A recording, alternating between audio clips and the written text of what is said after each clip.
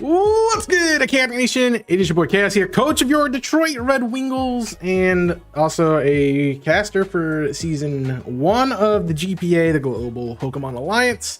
Here with our watch party for week number 4 after week number 6. I've been away for a couple of weeks. I'm sick. It was a great time. It's gonna be a great time. I'm gonna do my best to try to get through all of these within the time period. Sorry for the long intro. I was trying to get all my sources together. There's a lot of matches we have to go through. I'll do my best to try to at least get through week 5. That is my goal. So we can do week 6 and week 7 next week if we have to. But there are a lot of changes to the teams and a lot of changes that we need to talk about when we before we go forward. So there have been some changes to the people who are playing. So let's see these switches and see what I can find. We've lost Joe. So Mate, who was in the last season of RGBL, has replaced Joe Spagote in that team, which I believe is Goodnight Cresselia now. So that has changed. Michael, who was running the Altamare Guardians team, has dropped as well, and I have taken over that team. And then we have Hammy, who is taking over for Phantom, and that will be the Richmond Rillabooms moving forward. So you'll see some of these change as we go through. There have been some unfortunate forfeited matches, so I will not have 6 battles for every week. I only have 4 or 5, depending on who dropped and who did what during this time. So let's first talk about some of the transactions that have happened in this time. For week 4, which is what we're going into, the Choodles drop Amy Palm for Chinchino to get a spinner, because that did come off of another team, I believe. The team that I took over dropped Slowking, Annihilate, Clefable, and Fortress and Trevenant for the Sand team, which is Excadrill, Tyranitar, Houndstone, Hisuian, Terra, Arcanine, and Whimsicott. And then we have some changes in week 6 that will take place. So Orange County Oshawot's grabbing Kingambit and Cryogonal over Altaria and Urshifu Rapid. Weavile and Terra Altaria. The Richmond Rillaboom coming in and picking up Enamor, Slowking, Como, Jolteon, Ogerpon, Infernape, Diancie, Ditto for the team, and dropping all the ones on the other side that you probably can see. The Goodnight Cresselia, the rebrand, drops Palafin, Hydrapple, Overquill, Rotom Heat, Azelf, Hitmontop, and Blissey for Hisuian, Samurott, Ogerpon, Cornerstone, Moltres, Cresselia, Raikou, Okidogi, Infograph, and Dugong. And then when I took over this team, I dropped Terra Muck, Terra Arcanine, Terra Bisharp for Clefable, Terra Crocolore, Terra Decidueye, Hisui, Terra Tyranitar, and Scyther and Quillfish for Whimsicott. So those are all the transactions. I think like the teams get a little bit more balanced here. It is kind of cool when you get to pick up a team and you just kind of spam a bunch of trades, because there are a lot of things that you're going to want to do to change the team. So sorry again if I'm going over things quickly. That is just what we got. So this is where we are. Let's look at down here at the bottom for our, that's the actual schedule. My bad. This is my schedule. So the rankings right now going into week 4. We have 2 teams that are undefeated, a bunch of teams sitting at 2-1, and then a bunch of teams sitting at 2-1 and 1-2. So anyone in those positions definitely can pick up the wins at this point in time. I know I did. This should be Alto Mare Guardians.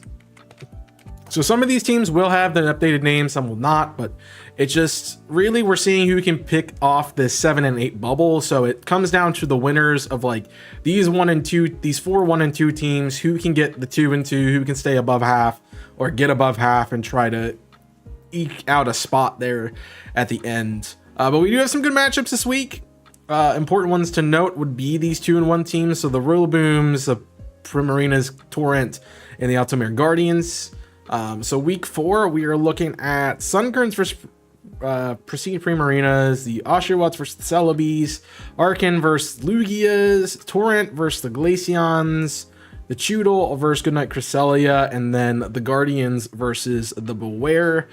I think we'll see. I don't know exactly what the order of these teams are, but we'll look in here. I'm not going to be breaking down the teams and what they have as much right now because I am trying to get through this. So if you want me to talk about those more, let me know. Comments. If you're in the chat, I'll explain some more of the stuff as we go.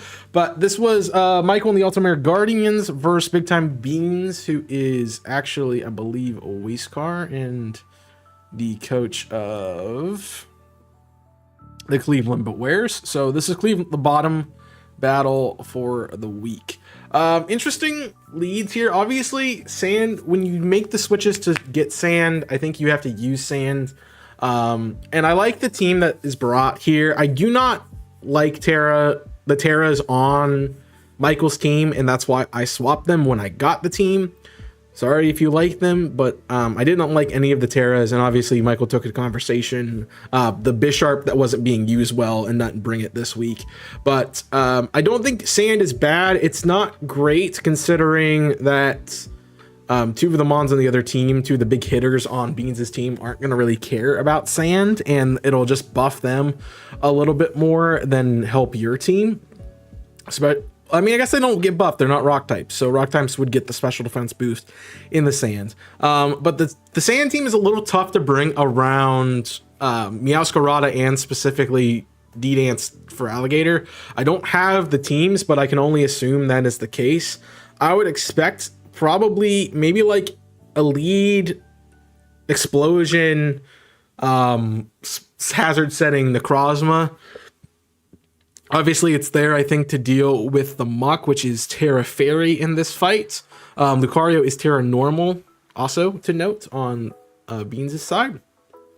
But the Intimidate spam really does kind of stop this team.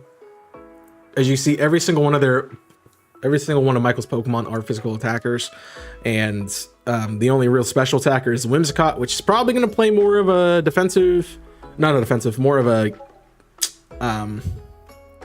what's it called? A support role. That's the word I'm looking for. So you can expect to see that. Sorry about the notifications. It did not register my streamer mode, so let me put that on real quick. Although I gotta say, I love the Discord little features like that where they do those kinds of like Halloween updates and stuff. So by the way, if any of the coaches are here and haven't dropped their team sheets, let me know if I get to your match and DM it to me or something like that. I have a lot of DMs right now, so I might not see it, but just let me know you sent it, and I'll get over it, get to it. But I think Beans brings the right team here. Honestly, I feel like that is a very heavy win because Earthquake spam goes really good into the sand team that is all weak to ground. Your only ground counter is Whimsicott, and Whimsicott isn't doing anything to Lucario or Lando T, so I just think this is not a good matchup for Michael. I might have considered not bringing the sand, especially when you have Greninja that would be really good into the Meowscarada and the Landorus. And then definitely you want to bring the Latios with Levitate to kind of stuff the Lando to switch it out. That would be the two big switches that I know about that I would switch. But we'll see what else comes up here. The Weezing is probably Levitate Weezing. There's no real need for the ability drops. It could be ability drop to kind of catch Excadrill, but again, getting Excadrill in is just the hard part in of itself. So let's see what happens here. I definitely expect the lead either being Lando or Necrozma for Beans, and then on the other side, I could expect to see T-Tar if you want to try to get rocks up early or try to run sand, but if you're going hard sand, that's probably the play. And that's the case. If you're predicting that, you lead Lucario every time to wall this Tyranitar on the other side. So let's see what happens. We get Meowscarada v T-Tar, so obviously sand comes up here. The straight switch into Muck, which is going to take the fighting type low kick that comes out. And I don't know if you Terra here. I think you like to sit on your poison typing for a bit until Lando comes out, but also you have to find a way to break Lando and Lucario if you want a chance to win this game. Even breaking Meowscarada too. So that is an Air Balloon Excadrill to get popped but also trying to predict the earthquakes. So the one thing I've noticed about this league is a lot of people don't play for the high damage. They do a lot of the pivoting for the first like 20 to 25, 40 turns, somewhere in there.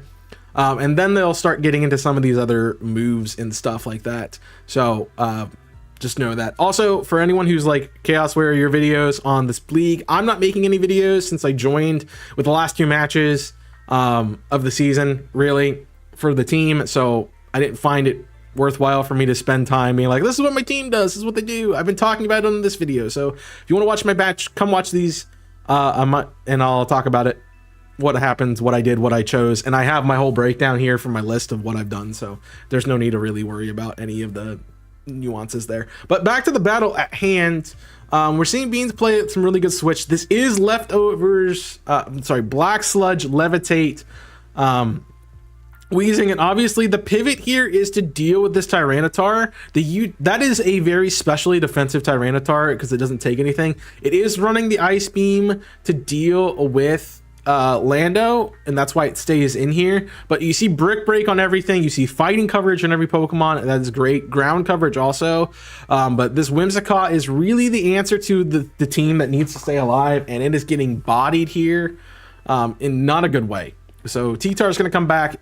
T-Tar is going to just have to go down, unfortunately. At some point, you're going to have to play part of the game without sand, and that is really what Beans is kind of working on.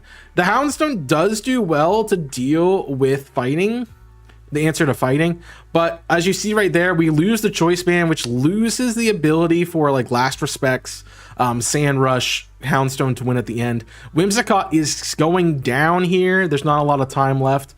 We see a Flame Orb get swapped for Assault Vest here, which it does kill the Whimsicott and basically puts this game out of Michael's hands because there is really no way to come back from that.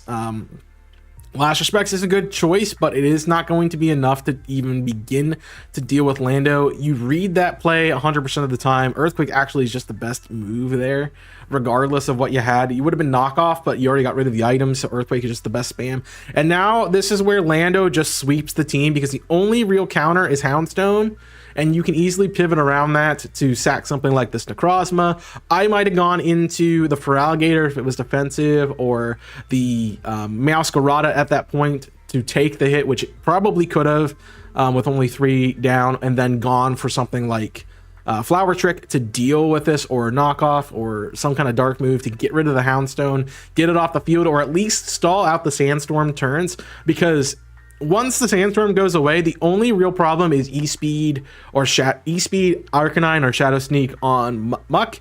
And if you're going to have those, they're going to be there. But also, Feraligatr just wins if it gets in the right time, as well as Lucario. Well, mostly just Feraligatr. I'm sure it's got Earthquake or a fighting type move to deal with these other 2 Pokemon.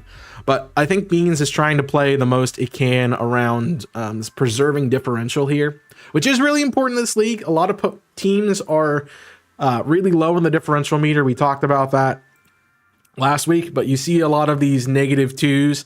The teams that are going to get in are going to be as close to even or positive on their differential as possible. Like you see all these other ones down here, they're -2, -5, -10, 11, 8, -13. Like the way you stay in this and get into that last 7 or 8 spot is by differential, and not by record, because your record's probably gonna be tied with somebody else. But Last Respect spam is really nice here. Toxic Spikes, I don't understand that. Kind of a throw. You really need to deal with the Houndstone. But here's where Feraligatr really starts to do its work, because it can just D-Dance. It probably is running Earthquake and Crunch and a water move like Liquidation. But that Acid Armor is too little too late, because Feraligatr literally can just spam Liquidation and kill the whole team. So that is going to be the match. The Rock Arcanine is an interesting spot. That is the hard part about Terras and Sand, is you want to try to go to Terra Rock as much as possible to get that special defense boost in the Sand, but sometimes that doesn't work. Especially there when you are a rock type already, and they can just click the ground move, the ground move, the fighting move, the water move, that is just going to destroy your team anyway. So very good win there by Beans to take out Michael. And then we will have to update this, so I will update that later, but that is a I'm going to just do another little side here. So Big Time Beans is Coach of our Beware. So that gets you a +4. And that gives Michael which is our Ultimate Guardians, a -4. So we're just going to mark those down, and I'll get rid of them and deal with them later. Grid match. I think it was an uphill battle for Michael from the start. That's just what it is. All right, let's take a look at this. Dom versus Nightmare Sauce. Sorry, when they're not the same names, I don't know who this is. This is the Rain team. So this is King Kryptonite and the Phoenix Sunkerns versus RGD Dom and our Pristine Primarinas. So Primarinas need this win, one, to knock off the #1 team in the league, but also to get themselves into a positive place for the next weeks of playoffs. Let's see what they got in the matchups here. So we're seeing Rain, which, again, it's a good part of your team that it is Rain, but are you going to be able to deal with Tornadus in the Rain? Because you are giving it Hurricane for free. You're giving Rotom super powered Hydro Pumps that may be really good into your team, especially when Rotom's a counter to your Pelipper, and also a counter to your Basculegion. So, I mean, Rotom might be doing a lot here. I'm not sure about the Cinderace, honestly, on this team. I don't think it really fits too well, but on the other side, Dom is having to deal with how do you beat Valiant, and I guess maybe Hurricane Rain does do that. So I would not be surprised if this is Choice Scarf Tornadus on this side trying to do some work. I would not be surprised if this is a defensive Meloetta to try to or a Scarf Meloetta to try to catch that as well. Definitely going to see Ice Beam on the Meloetta, I would imagine, to deal with Landorus. Well, what do we got Terra wise? A Terra Fairy on the Meloetta, and Terra Fighting on Kilowattrel. Terra Grass on Basculegion are the brings this week. The Terra Grass is actually kind of good because that is an answer to the Rotom, and I think they plan for that. So I would expect it to be probably Wave Crash or Liquidation, depending on what you want. Last Respects and or some other kind of ghost moves that you want to use, and then Terra Blast, maybe with Flip Turn or something for utility and momentum. But either way, what I can see here is, again, if you want to set Rain, you go into Landorus, you go into Pelipper to start. If you want to get hazards, I think it's our Chaludon. On the other side, if you want to do hazards, it's Skarmory. If you want to play the offensive pivot with Choice Scarf, that would be a Tornadus lead. So I think those are the 4 that I would expect to see out first. It is Wash predicting the Pelipper on the ring. So you could just go Thunderbolt here, but it is Screens. It is Screens Rotom. I like that for this team. The pivoting is going to be very useful. It's probably Heavy Duty Boots Tornadus. It is. We do see Electro Shot, which is going to do a lot, and that may be their way to deal with the Tornadus. And the Focus Miss is just unfortunate because that will end the run here, essentially. That is probably GG straight off the bat. Dom is already saying GG in the chat, because that is very, very unfortunate for the use of this team. Especially, there's not a great way for you to deal with our Chaludon besides this fighting type Meloetta, which isn't really doing much, as we see, especially because of the defense boost from Stamina. Just showing off why our Chaludon and Duraludon even are great mons for Draft League and great mons in general, because Stamina is such a good ability. I'm honestly surprised we don't see many things use Mudsdale as well. Dom upset about not getting the sleep, which I believe is 10% off that move. But the Rain is not really helping us here. The Rain would have been nice to have against Duraludon, but you are sacking 3 mons to try to deal with our Chaludon here, when you really should be trying to use Urshifu with crit to try to break it.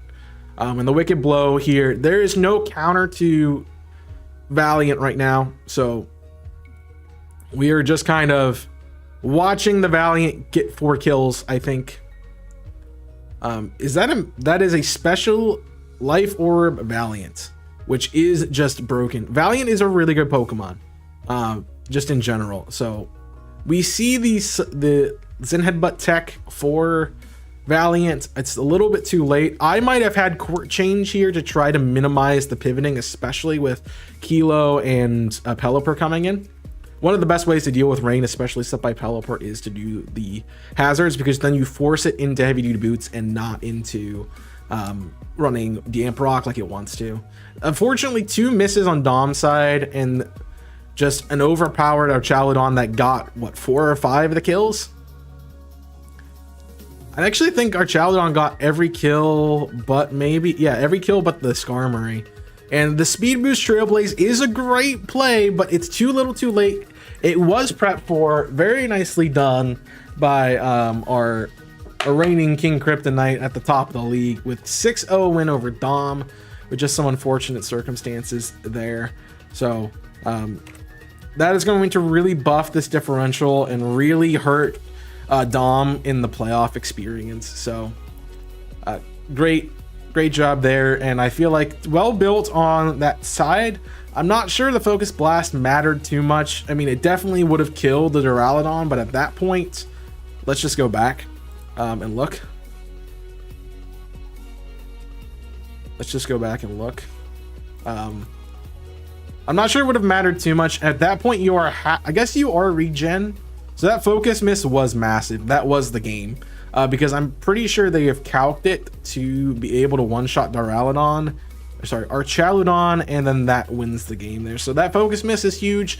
That's how we play Pokemon, though. Those big moves, you hate to miss them, but you have to go for them, because if you miss, you can blame the move, but you can't choose anything weaker. There's like no HP fighting or Aura Sphere or anything like that that works on this team. So you have to run Focus Blast there and hope it hits. Hey, what up, Dave? Welcome in. But a good batch there. Unfortunate miss that would have made this game a lot better, a lot closer. I think that would have saved Buckbeak or Tornadus there for the Iron Valiant, but it was prepped on with Thunderbolt, so I still think King takes this even if that lands or not. I don't think that really matters too much. All right, we do have a team for this one, so I will pull that out for you. Let me get that in a position where you can see it. I hate when it does this. It just doesn't want to work with me here. All right. So this is not this team. This is the first one. So this is Lucas and Clockwork. I feel like we should be seeing this match yet. Because this is this Glaceons versus no, yes, Beans is Wastecar, I believe. Or no, it's Beans is the Bewares. Why are we seeing this fight? I don't know. Yeah, Beans is the Bewares, so I'm not sure why we're seeing this fight yet. They don't actually play, from what I'm seeing, unless I'm missing a week. It's the Torrent.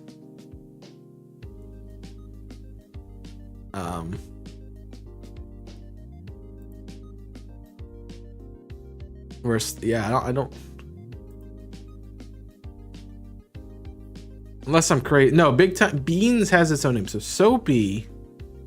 Okay, we're in the right fight. We're in the right fight.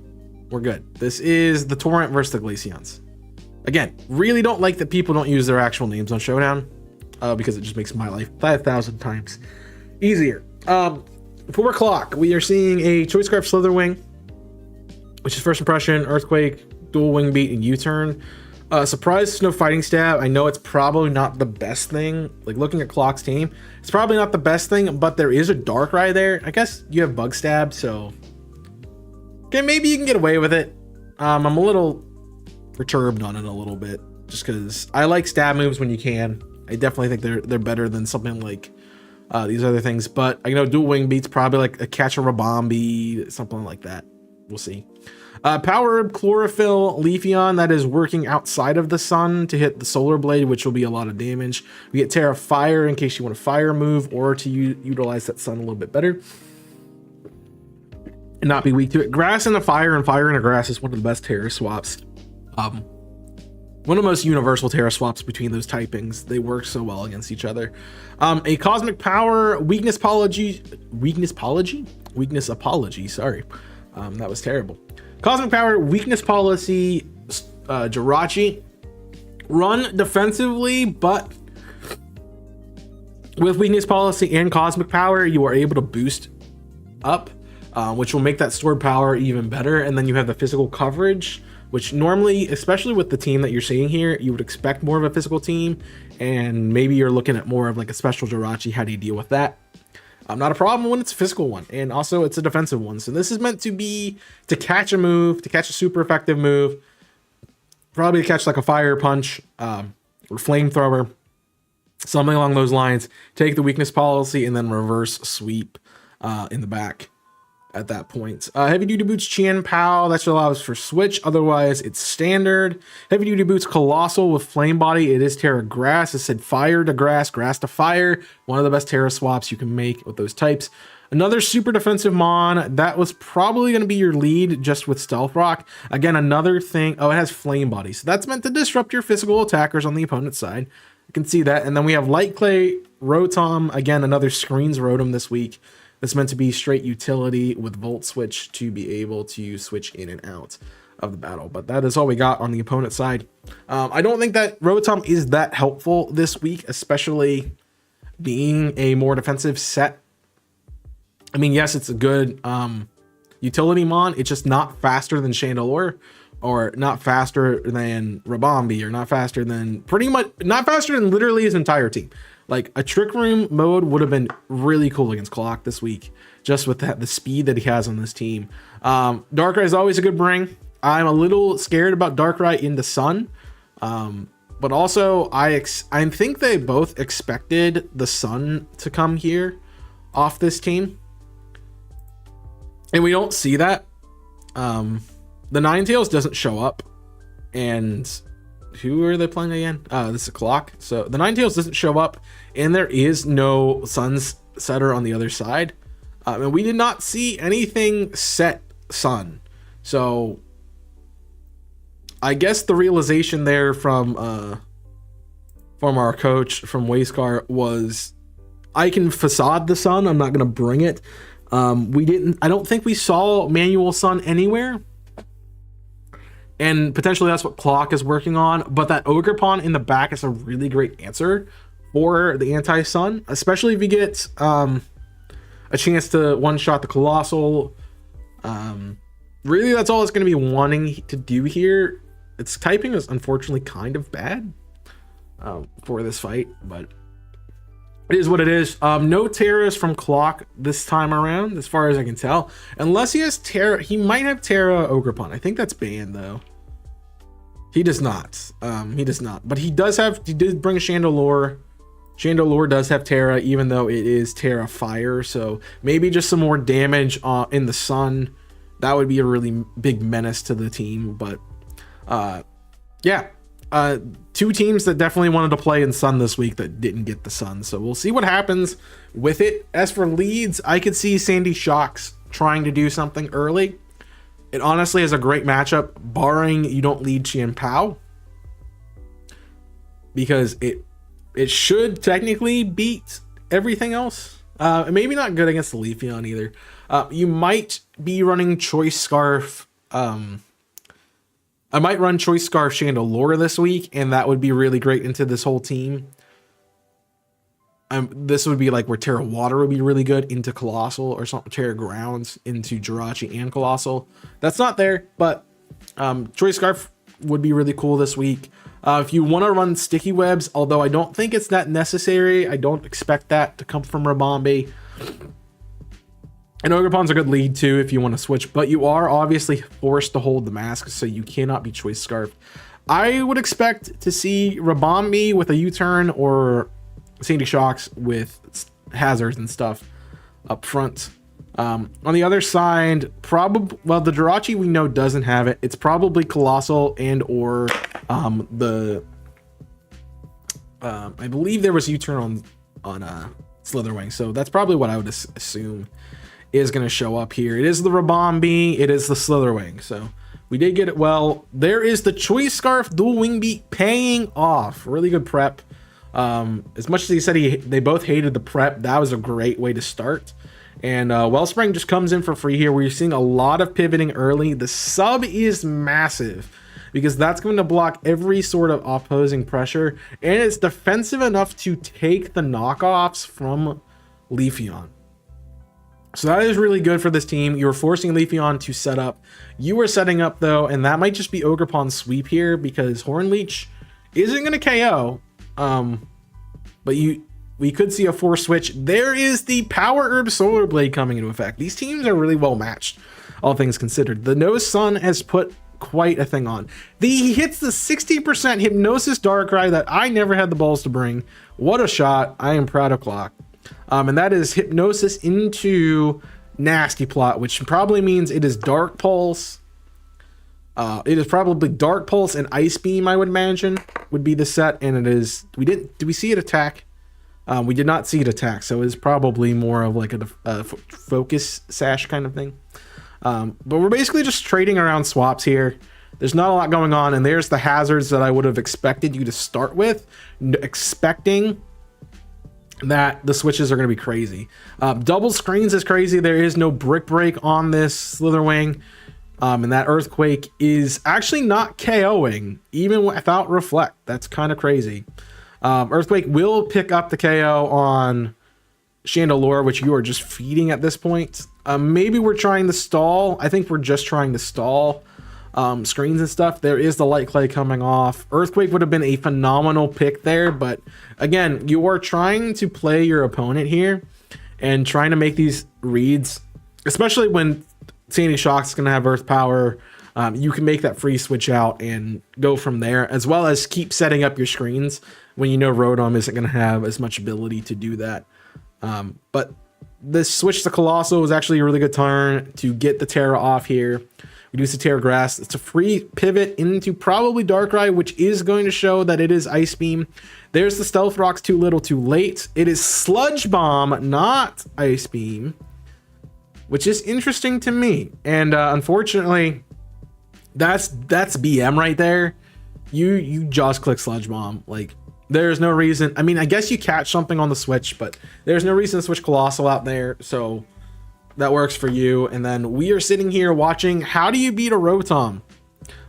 Which the only way is really Darkrai, and Hypnosis is annoying. You expect it, since it's a supportive Rotom, to stay in, which it does, and then you're going to switch right back out. I would have clicked Dark Pulse there. I would have straight up clicked Dark Pulse and KO'd the Rotom, got rid of the screens on the other side, and now we are seeing hazards come back up. Here's the Cosmic Power Jirachi with the Cosmic Power Jirachi with Weakness Policy. That might just win the game here because Darkrai isn't beating it unless it lands Hypnosis. Oh, Blunder Policy Darkrai is a really cool way to deal with the speed. Of course, here is where Hypnosis starts missing because it is only 60% accurate, which is why you never run it. But I give it the Clock. That is your out right now. That is your out right now. That and Nasty Plot. But you gotta watch when you release that because there is Weakness Policy on the wake up, which means Jirachi gets to win this fight pretty much. I don't think anything can break the Jirachi, especially when that's slower, when they're both slower. So the Weakness Policy Jirachi is really good into this team. But hold on, Earth Power comes in, but it's too little too late. There's Earthquake on the backside, and we're good. That was a tight match. That was a tight match, and the Hypnosis was a great strategy, barring it worked. Reasons I never ran it. It was like way too risky, and obviously we see it here. It worked 50% of the time, which is about what you're gonna get. But I think a good matchup, pretty even team. If some of those switches happened in a different way, like could have been a different match, especially if we landed one of those earlier to deal with Jirachi faster. Could have put in a situation where the differential would change. I think Soapy still wins. Our Waste Car still wins regardless. The blunder we see there is to be faster than Qian Pao, which is a good idea. Unfortunately, like Darkrai suffers from not enough moves. Like it can only choose 4, so it suffers from move slot syndrome, where you got to pick what you're gonna use, and the Blunder makes use of the Hypnosis misses pretty well. But another good match there. Probably the match of the week for this so far. But we are seeing Clock take a -3 and Wastecar take a +3. That'll put Wastecar and Beans probably into this upper echelon of 4 and 5. So they will probably be a lock in for playoffs. Whereas some of the other teams are going to struggle a little bit now because they have to get more wins than that. All right, so this is Phantom versus Gordon, which is our untitled Archon team, which is 2-1, and Phantom, who dropped out, I believe, was taken over by Hammy. So this is a team that is trying to get positive, as well as a team that is trying to continue their win streak to stay in the top. So not as big of a matchup, but still something we need to take a look at. And there's stuff on the line because it will matter later into the season. We see a classic, probably Grassy Sleed, making up words now. We see a classic Grassy Seed, probably Sneasler set with Unburden, the Garchomp for hazards early, or you can go Bronzong for the hazards or screen. So supportive Garchomp or defensive Garchomp probably, and more supportive Bronzong. The Belly Drum, Azumarill has been putting in work this season and definitely could be an option for this team. I don't think it's fast enough to really make use of that, especially with there being the Urshifu on the other side and the Thundurus on the other side. So probably not going to see that, but it's not Terra. And then Spectre, which is a great offense. I definitely think you should bring that every single week. I'm not seeing any Terras this week. I know the Azumarill does Terra, so Terra Water. I might have Terra Ground just to catch. Honestly, Terra Ground would have slapped this week. Catch the Thundurus, Thunderbolt, or Volt Switch out. And then you have super effective moves into the Goldengo. You have super effective moves into the, well, I guess it's neutral, into the Ogerpon. But also gives you coverage to just click that instead of having to click like Water Move. But 3 attack and Belly Drum should have been enough, really. The lead, honestly, for me, depends on what you do. If you want hazards, which I think you want for this team, you probably lead Bronzong, lead Garchomp. For Phantom, I think you bring the right team here. That Thundurus has to be Choice Scarfed, in my opinion. The Goldengo probably also has to be Choice Scarfed. One of them at least is Choice Scarf, probably Goldengo. And then I would say you probably lead Cyclizar with the U-turn capabilities, but we'll see what happens here.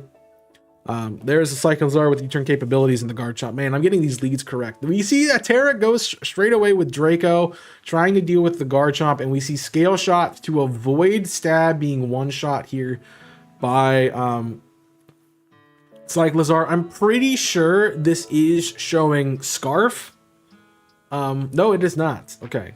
It was facading Scarf for a while there. There's Light Clay to showcase that this is a screen support Bronzong set with Heavy Slam, because that's all you really need to run with Bronzong, assuming the last move would be the Stealth Rocks there. But Scale Shot Garchomp isn't bad because it is going to give you the speed boost to outspeed a lot of things. However, it doesn't come into play because Tornadus is faster. Grass Knot takes Rocky Helmet damage? That's crazy. I've never seen that. That is super offensive.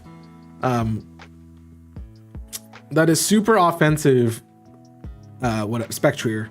And it is just a switch out. I'm assuming this is going to be like Sucker Punch. Surging Strikes comes out again. It's not priority, so that's interesting that you do switch out there. I might just take out the Urshifu. You are setting up the switch into Sneasler really well here. Unfortunately, Goldengo comes out and is faster. There's the Choice Scarf Goldengo that we talked about. That also just wants to keep clicking Shadow Ball. Honestly, Shadow Ball just wins here. The only real way is the Sponge by the specially defensive Azumarill, and then I don't know how you come back from that, really. You are just going to be slower. Aqua Jet's enough. I guess Steel doesn't resist water. But is Aqua Jet enough to reverse sweep here?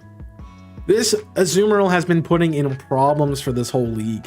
No one has found a way to stop it.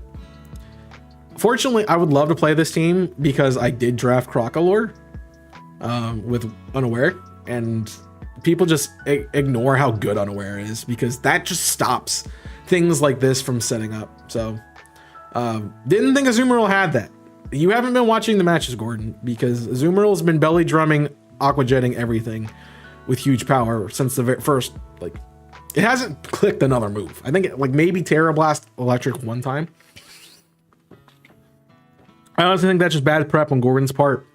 Played the match really well, besides having a counter for that Azumarill. And there's a reason, like, if you go to the docs here, people not taking that threat seriously, Azumarill is the second most kill leader. Like, that's crazy. It's Azumarill. It's not good. It's really not, but no one's countering belly drum, and Gordon is just winning. And that was actually Phantom misplaying that. So everyone's not doing it, but obviously Phantom didn't build defensively at all, and there's a lost Phantom 2-0. So we'll take a look at the docs. So Phantom, which is Hammy, now takes a -2, and Gordon, who was down here at the Gordon, who is sitting here pretty right now, gets +2.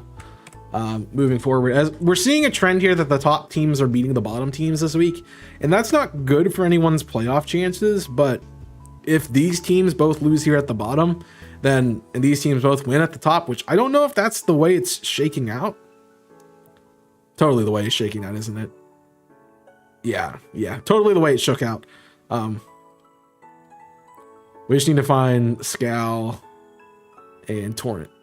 Oh, this is the week's Scal's team and the Boston Celtics. So yeah, the top teams are just playing the bottom teams this week, so we can expect that this is just the story of the week, and then these bottom placings are going to just shift around a little bit. All right, again, we have the team builders here, so we obviously get to see what's coming, and this will be the one that we get the most information on. This is a Choice Scarf Fluttermane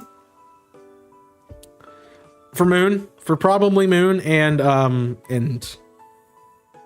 for Moon and Bundle. That's, I couldn't think of its freaking name. For Moon and Bundle, which is why we see Thunderbolt here. We have Moonblast. Yeah, this is a standard, I think pretty much standard set for Fluttermane with Choice Scarf. The double Fairy Stab is interesting, to say the least. I might throw like Mystical Fire or something on, depending on what you need, but it doesn't really seem like it works for the team. So maybe to catch the Pterodactyl stack. But other than that, no. And it also would have worked Mystical Fire because this Terra Steel, which is probably meant to counter the Fluttermane. Raging Bolt, I'm not gonna say anything. I think it's been the same set every week, so what have you. Let's see what else. The Heatran, that's a standard Heatran. Honestly, the Choice Band Thwacky is kind of interesting. Meant to be taking on Grassy Glide because it's not built fast, so I don't know if it's expecting to take a hit. The Toxapex isn't going to be annoying. It's pretty much a standard Toxapex set. You want to poison everything, or like lower something with like Acid Spray or something in that final slot, and then sorry, you can't even see half of the screen. My bad. And finally, it's the Terra Steel Virizion that is built specially this week. I like that because we haven't really seen, I don't think, special Terra Virizion. We haven't seen special Virizion this week, really. And special it depends on how this Knackle stack is built, because it is probably going to be specially defensive, assuming it's meant to take on the Fluttermane. So a physical one could have been nice, especially with Grass Stab. That Terra matchup right there could have been the real part about doing this match. Sorry, I got just some stuff in my throat. I'm gonna grab me a cough drop to keep going. I am sick, sorry. Oh my gosh, I'm almost out of coffee. I think I actually am out of cough drop. It's the last one, but oh well. So I like that build. I think I would have run physical Virizion. That's the only thing. The Choice Band might be able to beat Knackle stack. I'm not sure. Depends on what you want to run. Depends on what you want to do. This is a very specially oriented team that we're seeing here, and I think Steel Knackle stack is actually the really best play you could have done, especially if you build it specially defensive, which we see. So I am saying this match is done because that is just good. Terra Knuckle Stack is just too good, honestly. Especially Steel, and especially when you have a team of one, special or physical, you can definitely run it more that way. Bundle is, yeah. Bundles is bundle. It's offensive bundle, which is cool. Instead of seeing utility like free, like Icy Wind or U-turn or something like that, we see more on offense. Icy Wind flip turn, sorry, with like those kinds of things. Hippowdon is a sand setter. Okay. Defensive, meant to be like curse defensive. I like that idea with lefties. Knuckle Stack, it's a Knuckle Stat set. The difference is heavy slam here for your steel coverage instead of Terra Blast and or body press. But I guess heavy slam makes more sense in this case because you aren't running defensive. So yeah, heavy slam makes more sense, especially to take advantage of the Terra Steel. I don't think I ever ran that, but I know it's a good set to have. Flip turn Vaporeon. This is a literal, yeah, just meant to take a hit Vaporeon physically. Which is weird because I don't think it has, no, it has good physical defense. A Proto Booster Energy Roaring Moon, which can just win games. It's built to be offensive. Definitely built with some speed calcing involved to deal with probably the Flutter Mane specifically. Because a knockoff does win, a acrobatics does win at that point, and a D-Dance is really good in the back. And then at the bottom that you can't see is a Roselli Berry Conkeldurr with Iron Fist. Not quite sure what it's going to do to Flutter Mane, but not sure why Roselli Berry is the bring, honestly. But because honestly, a Flame Orb set kind of goes fire right here. But let's see what we got. The leads probably probably Heatran, probably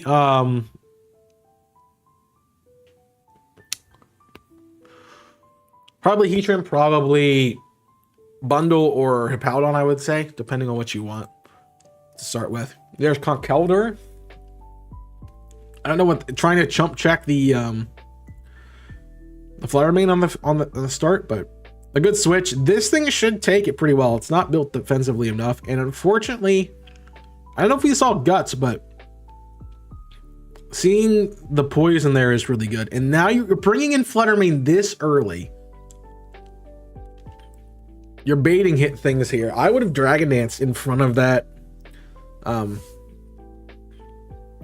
I would have Dragon Dance. Sorry, I went too far back. I would have Dragon Danced right here in front of the Virizion. Because what is Virizion doing to you realistically? Clicking a fighting move. And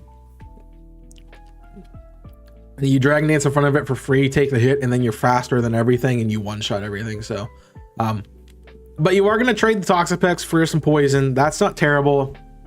Here's a Flutter Mane. Expecting Choice Specs, Choice Scarf, I think. And I believe it was Choice Scarf. So good pivot there. Just based on how you played, that was kind of pretty obvious. This stops your pivoting options here, but it does cause you to switch. And Thwackey kind of is just throwaway at this point.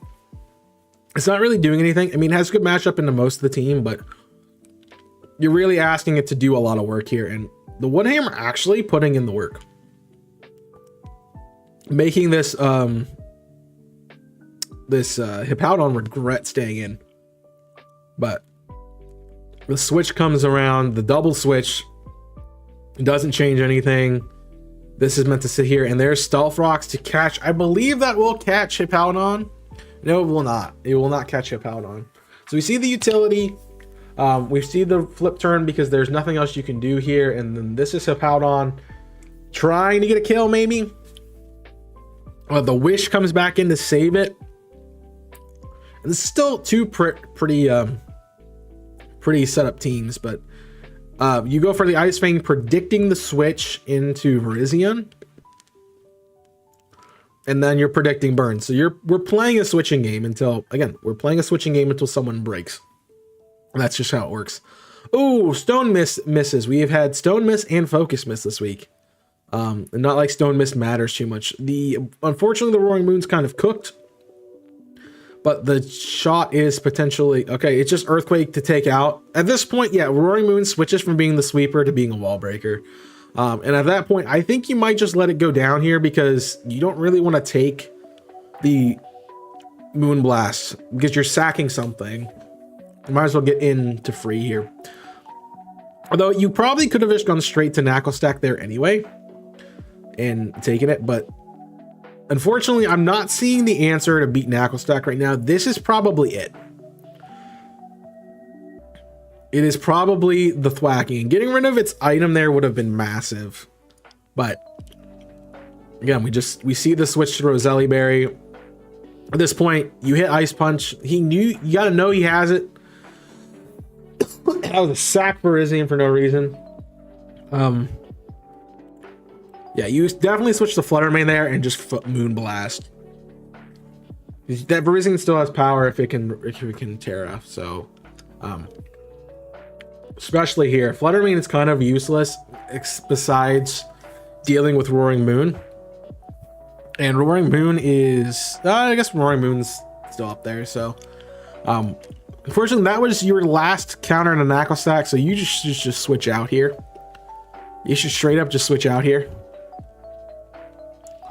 And let Knuckle Stack do the work because Calm Mind, Roaring, Raging Bolt is really the only answer this team has to getting out of this fight, and that easily can be dealt with by something else. But there's a sack to try to get in bundle, try to get a Knuckle Stack. So here's where Knuckle Stack comes to work, and you waited too long, I think, to get it in because now it's kind of weak.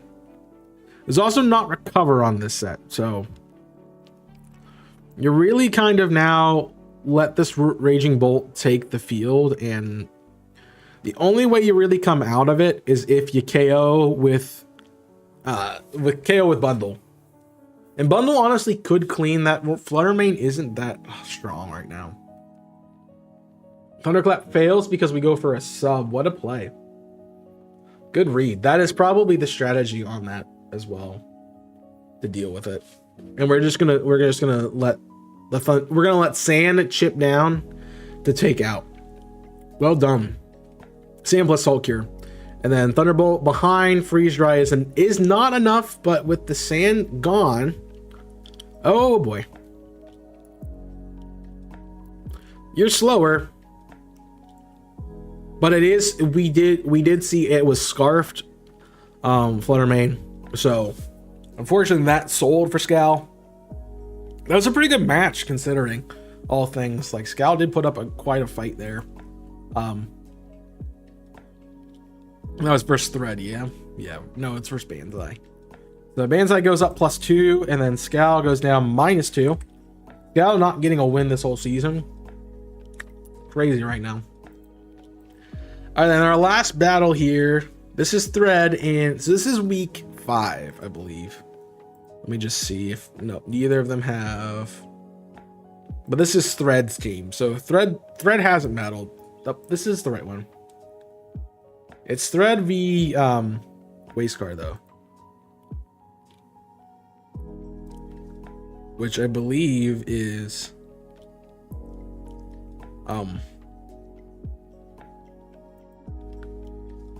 Thread to Chudo. It's Chudo versus Glaceon, so sorry, my bad. Which I believe is next week. So this is the week 5 match. So we are missing a week 4 match between Thread and at this point it was Gordon, I think.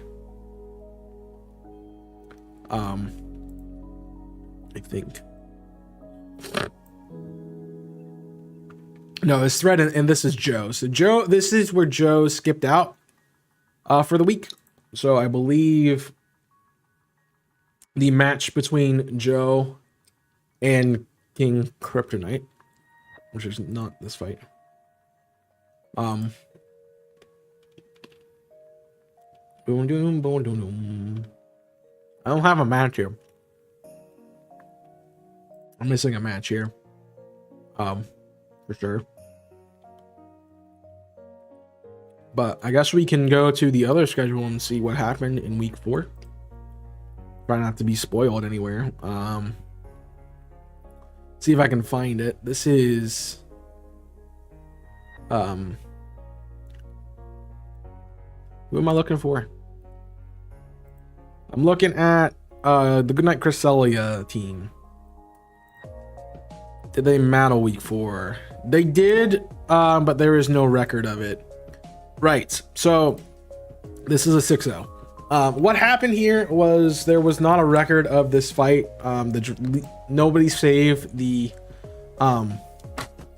replay, so there is no match for us to watch, but we do get to see all these changes and stuff here for that. So that is week 4 done, which is cool. We did it in about an hour, which is great for us. Great pacing.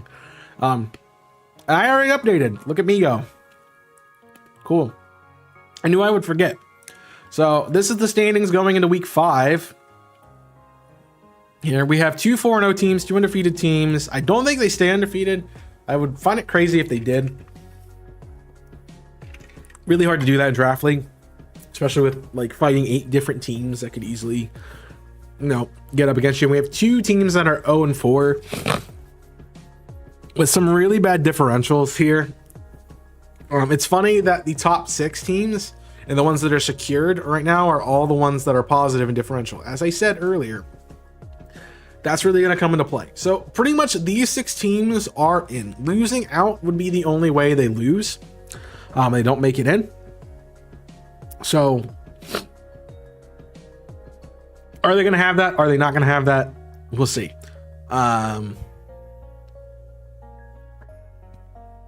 But it definitely could happen. We have 4 teams here at the 1 and 3.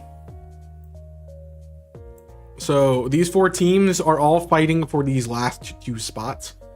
They would have to win out to guarantee to be in, but you're really shooting for an even record with as high a differential as you can at this point in time. So, and I'm not gonna put my name on something that I haven't done yet. So, but speaking of putting my name on something, Michael is going to take a -3 loss here. There is not a battle. Michael, at this point, stopped communicating with the league, and this was where we kind of figured they dropped. So this is a forfeit. I believe this week is versus, let me just look. Week 5, is it versus Clock? I think that's correct. Yes, week 5 versus Clock. So that gives Clock an automatic +3, which is really good for them moving forward, because they are one of these teams that are down here and need the bonus. So they're going to get a win and put themselves higher. The forfeit, unfortunately, is probably going to take this team out because they are now at 1 and 4. And spoilers for next week, they also dropped. So that puts the team at 1 and 5. The best way to get in is winning 6-0 3 weeks in a row, and winning 6-0 for the last 2 weeks. And even then, you're still at, you're still only going to be at -9, which is a really bad differential. So when I took it over, it's like, I'm going to play. I just want to play it out because I want there to be an actual match. I don't want somebody just to get in because somebody's not playing. I want to actually contribute to the game. So I have been playing. I did play week 7. I'm going to be playing in week 8 because we are in week 8 right now, battling wise. But I will be playing. I'm not recording and stuff because I don't feel like it's really important, because there's really no shot at me getting playoffs with the negative record. And as I said, the best I could do is 3 and 5 at -9, which is very much probably the highest seeding I can get is 9th in the league. So I'm playing the game, having a little bit of fun with it, trying out some stuff. That's what I'm using it for. And I didn't have to play a whole season. I'm back now, so I actually can play these matches.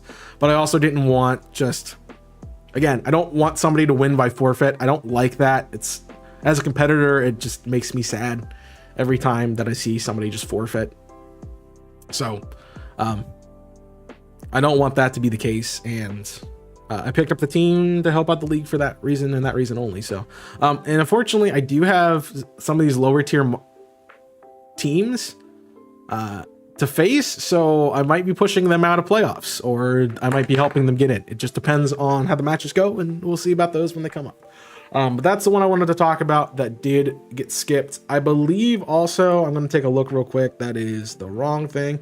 I'm going to take another look. There is another forfeit, which is Goodnight Cresselia versus the Phoenix Sunkerns, because this was a transition week also for that team.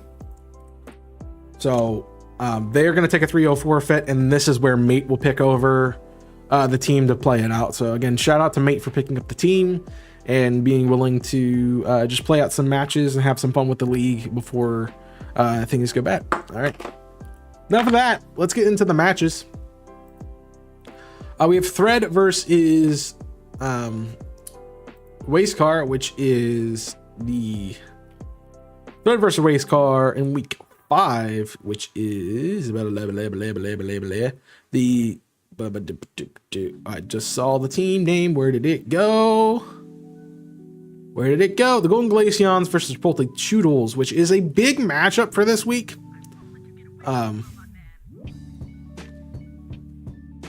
Because it does have some implications for placing in seeding in the playoffs, but also it does have implications for if Wastecar loses, which would have to happen at this point for some of these lower teams to jump them. That's the really big implication. But again, it doesn't matter for these two. It really matters for the lower seeded teams. But still, this is the one we have the most information on this week because I have both their builds. So we'll talk about them as we go. This is versus Thread. So this is Wastecar's team. I just really want this thing to work with me once in a while. That would be great. We see heavy duty boots. Standard Chien Pao. Yeah. I mean, Crunch. Yeah. Swords Dance, Sucker Punch. Yeah. I mean, that's standard. It's standard Chien Pao. Sometimes standard is the best way to go. I know I give a lot of flack for standard, but standard sometimes the best way to go. We have Absorb Bulb Steam Engine Colossal, which is meant to catch a water type with the Terra Grass. Again, fire and grass, really good Terras. Sorry if I cough. I'm sick. I'm working on it. This is a bulky offensive Pokemon. Probably more meant to like lay spikes than really do anything and take a hit. And catch something off guard, like a I don't know, like catch a water type off guard. I'm not sure what the water type would be. Maybe like let me look at the teams. Maybe like Keldeo off guard. But again, you're like asking a lot for, like you're asking Colossal to do a lot there, and also they might be aware, like weakness policy Colossal is like the standard way to go. So Absorb Bulb is honestly a little bit worse in my opinion, but it is kind of better because you are baiting the water move. I know. An offensive Slitherwing this week with Expert Belt, a little bit of EV investment into HP to help with the living things, and then speed is obviously a good thing to help. Otherwise, pretty standard. Again, no fighting move on this, which is kind of crazy, but again, with the Gouging Fire Scizor team, like it doesn't really matter too much to have fighting stat. I guess it would be nice to have for if you had to 1v1 Gouging Fire, which may come to bite them in the butt in this. Power Herb Jirachi, which boost Meteor Beam. Not sure exactly what that's trying to catch, honestly. But standard otherwise Psychic coverage. Psychic Noise, I forget what that does, but it should come into play in this fight, I would imagine. Choice Scarf, Quirk Drive, Iron Moth, so you're not worrying about electric terrain. And then you have some power moves like Overheat to deal with it. Obviously, they were worried about Scizor a bit, so that's there. And then Sturdy Rocky Helmet Dawn Fan, potentially as the answer to Gouging Fire. Maybe that's what Colossal's trying to do. I'm not quite sure, but it doesn't seem. Show me the Gouging Fire check is what I'm asking for this week, which makes me think that Thread just wins. Honestly. All right, for Thread's team. Sorry, I hate how it automatically jumps into the other bar All right, for Threads team, we are seeing Gouging Fire Choice Scarf, which is an interesting way to run Gouging Fire. Has some interesting investments. The speed calc there is definitely to deal with some stuff, and maybe just leaving the 4 in special defense instead of flipping it to HP. I don't know, but I can't imagine that the 4 special defense matters too much, really. The Scizor Leftovers Technician for more of a defensive play style this week. Definitely meant to do that with the defense stat, because most of the time you see max attack, max HP. So defensive Scizor this week with dual stab, pivoting, and countering the hazards with defog, which is really necessary when you're running Gouging Fire team. Choice Specs Keldeo. Did we get all 3 in this league? No.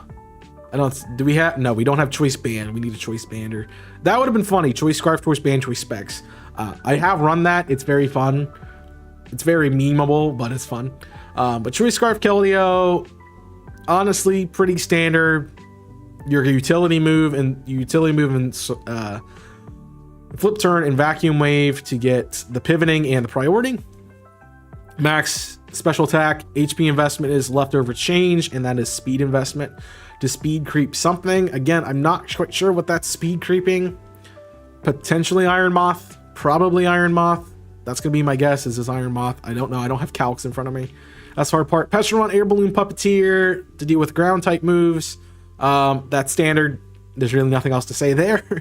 Quagsire Leftovers Water Absorb over Unaware. That's kind of interesting. Don't know what water stab they expect from this other side, but maybe they regret that really bad. Unaware Quag is a good option for something like SD, Qianpao or another setup mod. An Earthquake is the right call. Instead of running water stab, you run ground stab, and then otherwise it's fairly standard besides running toxic. I guess that is one of the options you can do, but most of the time you want to see like Scald, Liquidation. I forget what the other move is that you run Quag, but we didn't really see a lot of grass coverage on the other side, so maybe they weren't expecting Quag. And then at the bottom, which you can't see, is Thunderous with Assault Vest. Which is funny to me because, okay, I was gonna say it only has 3 attacks, but has 4. It is Assault Vest Defiant, meant to catch stat drops that might be coming in. Hammer Arm U-Turn, Knockoff, Super Slam. I'm not sure if they're trying to catch Defiant Hammer Arm, which doesn't work, by the way. I don't think you can lower your stats. I think your opponent has to lower your stats. But this is a hyper offensive Thunderous, which might catch somebody off guard, but we'll see. I'm interested in the fight. Knowing what we know and seeing what we see, I think it's probably, again, lead Colossal makes sense. The pivoting lead Slitherwing makes sense. I love the double Volcarona Paradox Mons on this, by the way. I think I said that last time we saw this team. And otherwise, I probably lead Keldeo, or I might go Gouging Fire. I probably wouldn't lead Gouging Fire to show. I don't want to show my choice band, or my choice scarf rather. But Keldeo is likely going to be choiced every match you see it, that or Life Orb. So showing it wouldn't be that bad. So that's what I would expect to see the leads. Let's see what happens here. If it is lead Keldeo, this should be a switch straight in the Colossal. It is not. We do see the flip to catch probably expecting like, I don't know, middle ground close combat or something. And there's where the Earthquake really comes into play. But Malignant Chain is going to catch, does get the Toxic, does grab Confusion, which might cripple this Slitherwing in the pack, but it does break through to get the KO. And honestly, that's a great start. You take that if you're Wayscar, because the 1-to-1 trade there to get rid of Petron is huge. All right, we're seeing Colossal as the way to deal with Gouging Fire. We're also seeing Colossal being scared of Quagsire because it probably knows it is not going to have a water move. It's probably going to be Earthquake, and it doesn't want to proc its move yet. Rapid Spin is great. This is a good counter in the Quag to pivot around these hazards. A lot of hazards coming out, which is kind of okay for some people, but Quag wins this exchange because of Toxic, and that's why it's there. So we're gonna see a switch here. Jirachi, we're gonna have to deal with spikes, and unfortunately Jirachi isn't gonna be the answer for Quag either. You didn't really bring one, but you're threatening the grass move. There's the grass move, which unfortunately with this bulky Quagsire is not enough. Catch Psychic Noise in case it's a switch to Keldeo and or Thundurus there. But we are seeing, okay, that's what I would have expected Meteor Beam to be. It's a way to catch Scizor, but it does not kill. And instead, now you're having to deal with Thundurus. Heal Block is what Psychic Noise does, which is really good against like the Quagsire. So maybe Jirachi was meant to deal with that. It just wasn't built in a way to actually catch it. But that's pretty good. We are seeing a lot of even trades here. Like we are seeing the trade Petramunt for Slitherwing. We're seeing the trade Jirachi for Quagsire, which I'll be honest are probably good trades. Unfortunately, you're asking Colossal to do a lot here, which is beat Keldeo. And there's the Flip Torn, Absorb Bulb, Steam Engine boost that will try to take on Gouging Fire, but fail. I mean, honestly, it's doing its job. It's doing really well. And they're just going to throw Gouging Fire to try to break Colossal, which is great. And then Bullet Punch doesn't KO, so you're sacking two things. This Colossal set actually works really well. It paid off really well. So now who can Keldeo 1v3 is the question. I'm expecting the choice move, just seeing what's there. We do get Terra Water, Keldeo, which will take out Moth, which will take out Donphan, but does it take out Qianpao? Yeah, it does. I mean, Sucker Punch. Oh, that might have been a roll. That honestly could have been a roll. That is the closest game we've had that did. The thread says it comes down to a roll. Comes down to a roll. Oh, wow.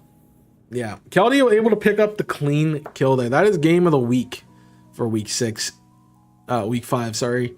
No doubt in my mind. Thread gets the one up on Wastecar there, which is unfortunate if you're a bottom team wanting to get in, because that just means Wastecar is going to be even that more untouchable. Oh, cool. I'm sitting here playing with a thing of chapstick, and the top part got stuck in the cap, which is funny to me. But yeah, that's going to be unfortunate for the bottom teams that are trying to see one of the lower tier, like see the 6, the 7, the 8 fall from Grace, because that's going to make it so much harder for them to get in. So really 7 and 8 are going to be what these 4 teams are playing for.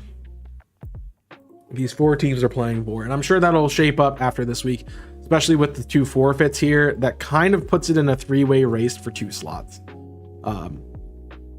because of these forfeits. And we know Clock does get a win here, so that will improve the differential to -10, which is still not great, but workable at that point in time. All right, next up, great match of the week for sure, 100%. Great job, guys. Next up is the Gordon and Dom, which is our Untitled Archon team, and Dom, who is one of the teams on the cusp, trying to get that 8 slot right now. Can you pick up a win to get yourself in?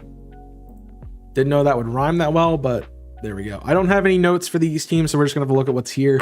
Not sure why Sandslash is on the team. Sandslash is the worst spring I've ever seen in my life, honestly. And I'm not saying that because, like, I know it's supposed to be a rapid spinner, but no, not for this, not this week. Not this week. I want to see what else you could have brought, and that you chose to bring Sandslash over. Like, I'm pretty sure this isn't even Terra Sandslash. No, it's not even Terra Sandslash. Like this is a team that Fez would be kind of good for, that a Crawdaunt would be nice for, that I don't know. Did you bring Tornadus at least? You did. All right. The more I see Dom's team, the less I like it, but it's doing something, I guess. So what we see, what Terra is the Azumarill? Terra flying Azumarill which will be Terra Blast, Belly Drum, Aqua Jet, and Play Rough most likely.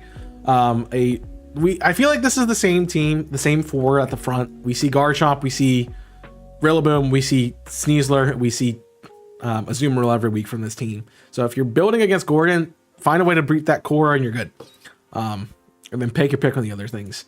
We do see Terra Weirdeer, which I'm excited to see. I've been waiting to see Terra Weirdeer do something. But again, it's probably going to be Terra flying Azumarill. That is going to sweep, barring once Rotom is out of the way. And even with Rotom there, it can still do a good bit of damage. I would expect to see like maybe some Stealth Rock Spike things with Scarm. Honestly, the best way to run this week would be to send in Scarm versus Azumarill with a defensive set, a super defensive set, and run Roar, or Whirlwinds rather, to deal with the Belly Drum. Because if you break it the first time, it's much easier to KO the second time, because going for Belly Drum will not be healed by the Citrus Berry that is on there. So that might be the answer. Otherwise, I don't see the answer to Azumarill, especially physically offensive Azumarill. There's no real good defensive walls here, barring Sand Slash, and Sand Slash is super weak to water, so that's not great. If you want my opinion, Gordon wins this 6-0. That's all I gotta say. We'll see how the beginning starts. I would expect Garchomp lead for rocks or something like that, probably staring down the Rotom. That'll want to pivot, and or the Sand Slash that might be a rock setter this week. I don't know why it's here. We see none of those things. We see a straight switch out. Probably this is U-turn, but like that was banking on a U-turn, but this flinch hacks, dude. I have never seen a Pokemon get more flinch hacks than this stupid fish. Oh man, so there's the U-turn switching out, does show it. The best way to deal with it is Urshifu, but this is Rocky Helmet defensive Garchomp. Rocky Helmet rough skin defensive Garchomp. Let me get all the pieces in there. And Earthquake doesn't work because of Mold Breaker, so you're gonna just sack cheat you to Hydro Pump, or you're gonna get cheeky and click Burn. I don't know why there's not a. Oh, you're probably the screen's variant. You probably don't have Hydro Pump. I think that's one of the faults of this league right now, honestly. And that also is probably dead because Garchomp gets the second hit. I know it's switched. I think people are bringing the same set, so it's really easy to play off of them. So if you watch these and you see what I'm saying, you talk about a set, take notes, because they're probably going to use it. So that means it's probably dual screens, Volt Switch, and Will-O-Wisp. Fire, whatever the fire move is. Good job. Will-O-Wisp on Rotom. That would be my assumption. Close Combat is just going to take out the Garchomp, but you are paying for most of your life on Urshifu plus a switch here. So I think your best play is honestly stay in there. There's the Belly Drum Azumarill coming to wreak havoc, which will just sweep this team. So Skarmory is prepared for. Unfortunately, oh, what a play. Dom is prepared. He came prepared for this Belly Drum Azumarill set with red cards. That is what I was hoping to see with Skarmory this week. I imagine Whirlwind, but that works too. And now you're in a really good matchup where if you have Brave Bird, you were threatening this Rillaboom that is not defensive. Because you just get to roost and you get to sit here and be ready for that that Azumarill the next time it comes in. Now, notice you only got it one time. And you have to get chips ready so it can come in again. So hopefully there's a priority move. I'm not seeing one. Hopefully there's a priority move or a scarf there. But there's the flamethrower threatening out Skarmory, which will throw Wash in the toilet because it's not going to be faster to outspeed Chi. Chi is fast. This should be back into, okay. This should be back into, I would have gone into my Ursa ring there, or Urshifu. And is Terra Fighting gonna come out? Nope. Gandalf is just a sack. Weirdier sucks. Sorry I ever gave it praise. It's terrible. We're going to see a switch back out into Skarmory, which is going to be the good 1v1 on Rillaboom to threaten that out. We should see another set of spikes here or a pivot. It's dual wing beat, not Brave Bird, but it does pick up the KO on Chi-Yu, which is amazing. And here's Azumarill trying to make use of something. He predicts Belly Drum again in Whirlwind. So this is the right set of Skarmory here. A very defensive Whirlwind spikes. I doubt it even has an attack. Oh, it does have dual wing beat. We did see dual wing beat. I might have run Brave Bird just to really threaten this Rillaboom, but I understand you wanting to keep your pressure on with being able to maybe two-shot. Actually, dual wing beat's really good because of a way to deal with that Sneasler there with dual wing beat, because it's probably sashed. The Skarmory actually putting in work this week, and now you just get to phase and phase and phase and phase. Terra Flying isn't going to matter too much. You are just phasing because Rillaboom can't do anything. You dual wing beat here, take it out. Actually, you roost here. Then dual wing beat, take it out. We have found a way to stop Azumarill, ladies and gentlemen. If you want notes on how to beat Azumarill, Belly Drum Azumarill in Draft League, take notes from Dom, because he is doing it in supreme fashion here, taking probably a 5-0 victory because this Azumarill was meant to Belly Drum sweep, and it can't even do that now. But yeah, dual wing beat wins next turn. Nothing you do with Azumarill stops the Skarmory here, which is just a defensive menace. There's a reason Skarm Bliss was so good in Generation 2, and that is why. Gordon taking a I don't say much needed beating, but Gordon taking a massive beating over Dom this week. It kind of is needed, you know. Takes him down a peg, maybe puts him in a better spot. But Dom getting a much needed win to catapult himself up into that 7th seed, which is massive for them. So now really we're looking at only 8 seed. Who can Hammy's Richmond Rillabooms hang on to take the 8 seed? Will Clock jump him up? Does any of these lower teams have a chance to catapult up? Probably not. Could they? It'd be really cool, but we don't see it. All right, this is Scal versus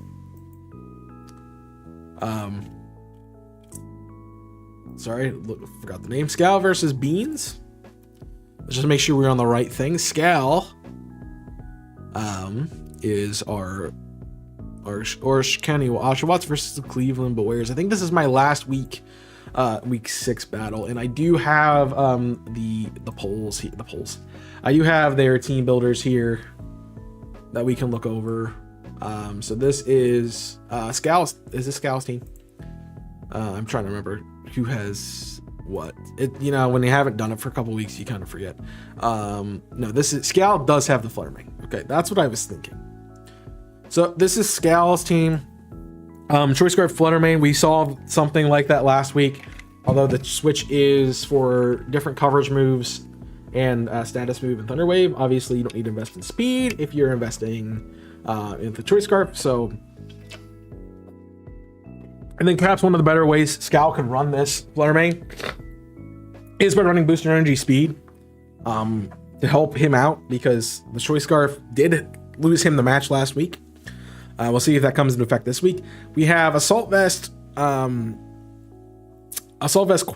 I think what its name was, which was a pickup recently as the new Rapid Spinner, the premier Rapid Spinner of this team, which is running Assault Vest. We see Close Combat, Off Step, Rapid Spin, and U-Turn. I will say I did fight Scal, and I was worried about this specific set. So, it's a good set. It's a great set. It's standard AV Quackleval, but it's still a good set. All right, music's still going great.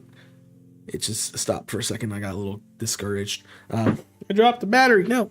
Toxapex here. Again, the coverage move Ice Beam this week. Otherwise, your defenses are standard. Rocky Helmet instead of Black Sludge. That's fine. I think that works too. Regen for the pivoting options. The Toxic Orb, Gliscor, which can be a menace. It's very good defensively. You see max special defense. Meant to be, a little faster with some speed investment. Not running a Flying Stab, because why would you? But it does have spikes. And U-turn has the guaranteed option here. Great lead also, that Gliscor. And at the bottom, we have the Heatran with Sugarberry trying to deal with a ground type move. Not sure why Body Press is on the set when there's no, I guess it is max defense. Never mind.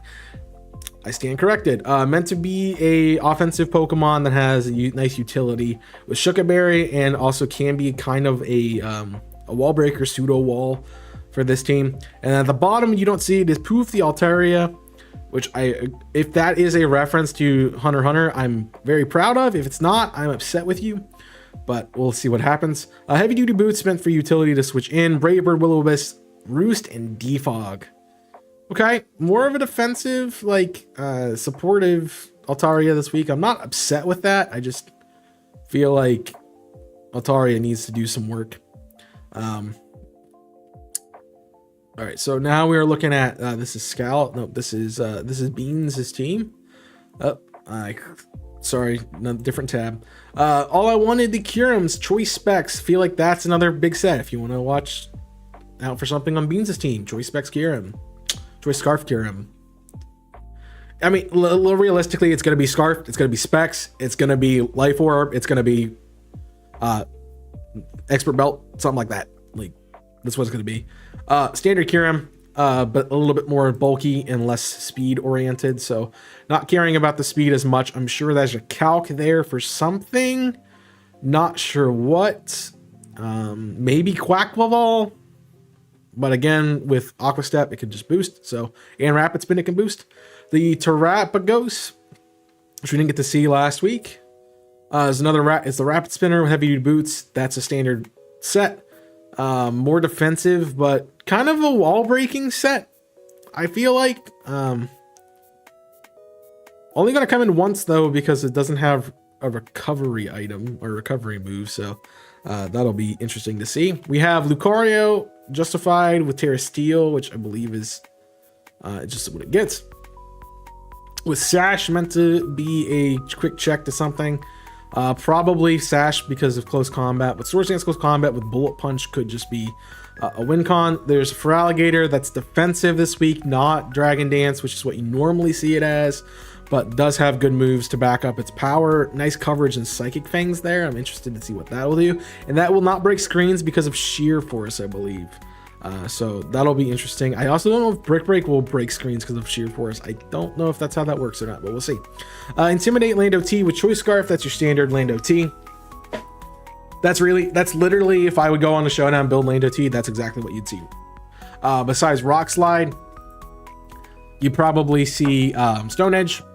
Depends on damage this week. I'm not sure if that matters too much. We'll see in the battle, I'm sure. Fly is interesting, but I don't know what that's going to do. Probably to catch something without Protect or Force Switches. I don't know. And then we have Sturdy, Assault Vest, Regirock, which Sturdy's not going to matter with the spread you have, and then it's Explosion. So that's probably a lead. I would imagine that is a lead Explosion Regirock this week. And I'm going to call that hard and be upset because it's going to be Lando, and I'm going to be sad, but it's going to be Lando. Our Terra's this week's Terra Steel on the Altaria, which not great into this team, I'll be honest. Probably there to beat Kyurem. Honestly, that's really it. And then Terra Steel, Lucario, I believe that's a Terra Captain. Actually, did Scal bring any Terra Captains this week? No, it's just the two, and he did not bring either of them. So no Terra Captain this week from Scal. But again, Heatran, Gliscor, probably Gliscor. Gliscor's a great lead. Unfortunately, depending on if you read or not, that's what's going to happen. I can sense the future disappointment that Chaos has in me. He's calling it.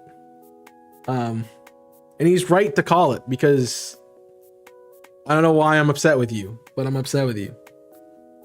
I guess I'm upset with you. I don't know. But let's see. I just wanted to point that out because I saw it.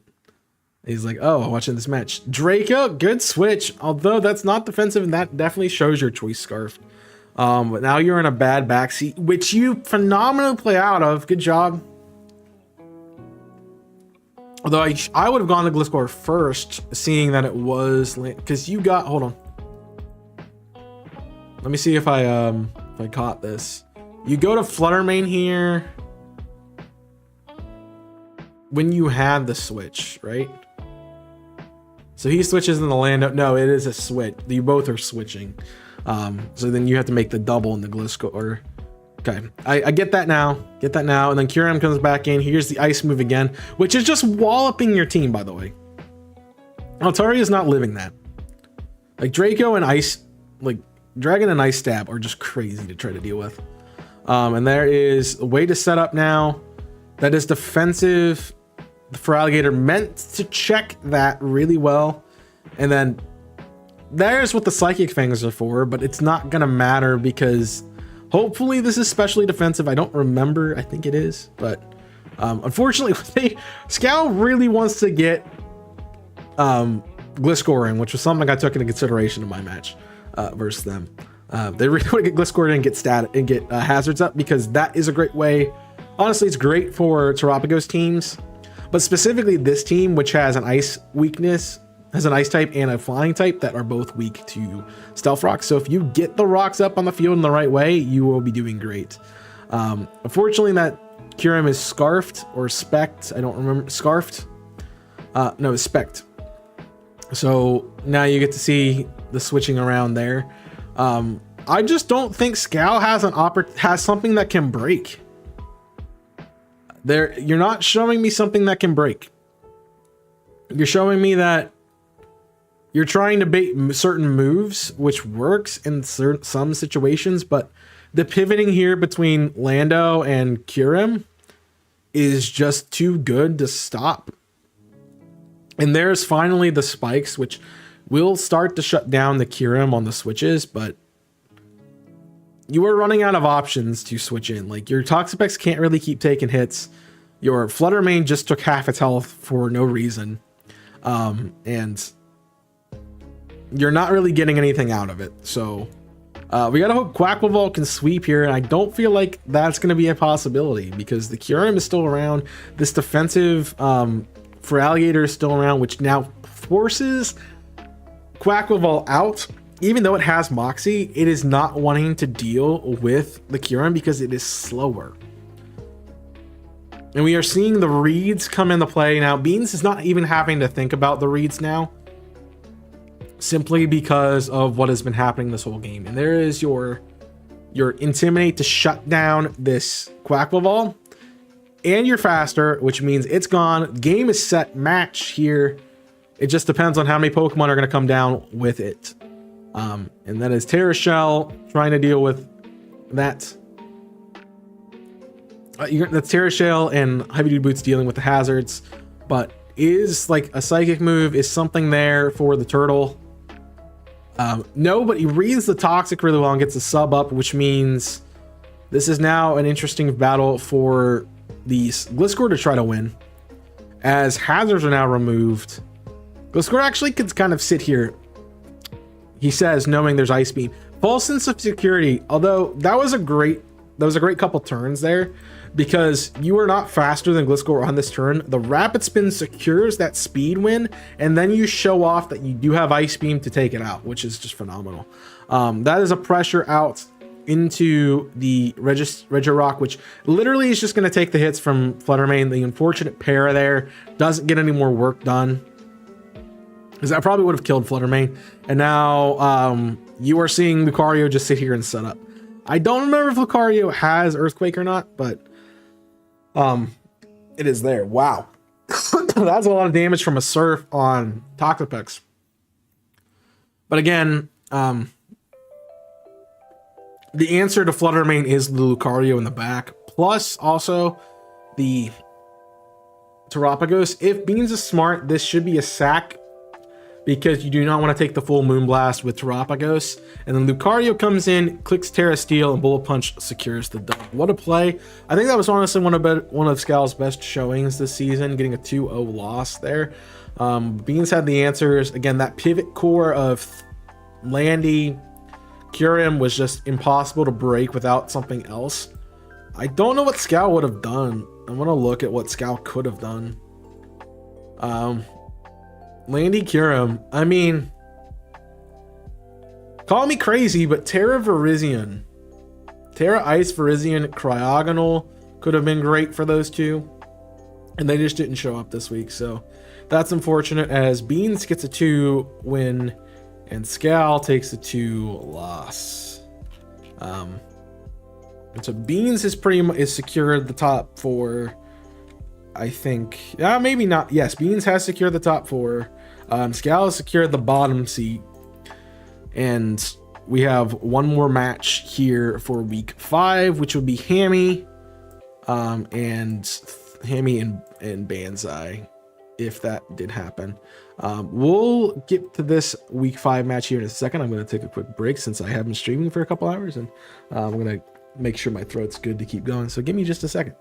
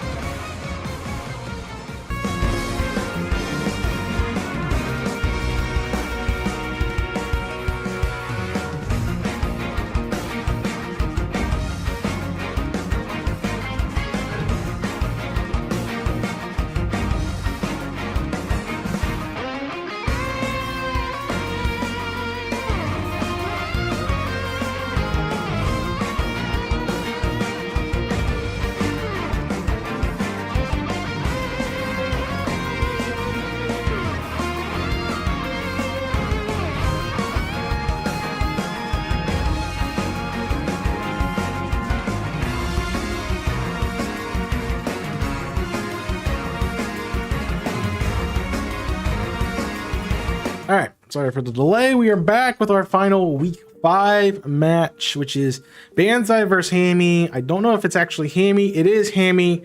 This is Hammy's new team that is all set and ready to take over, which will be interesting because I don't know it well.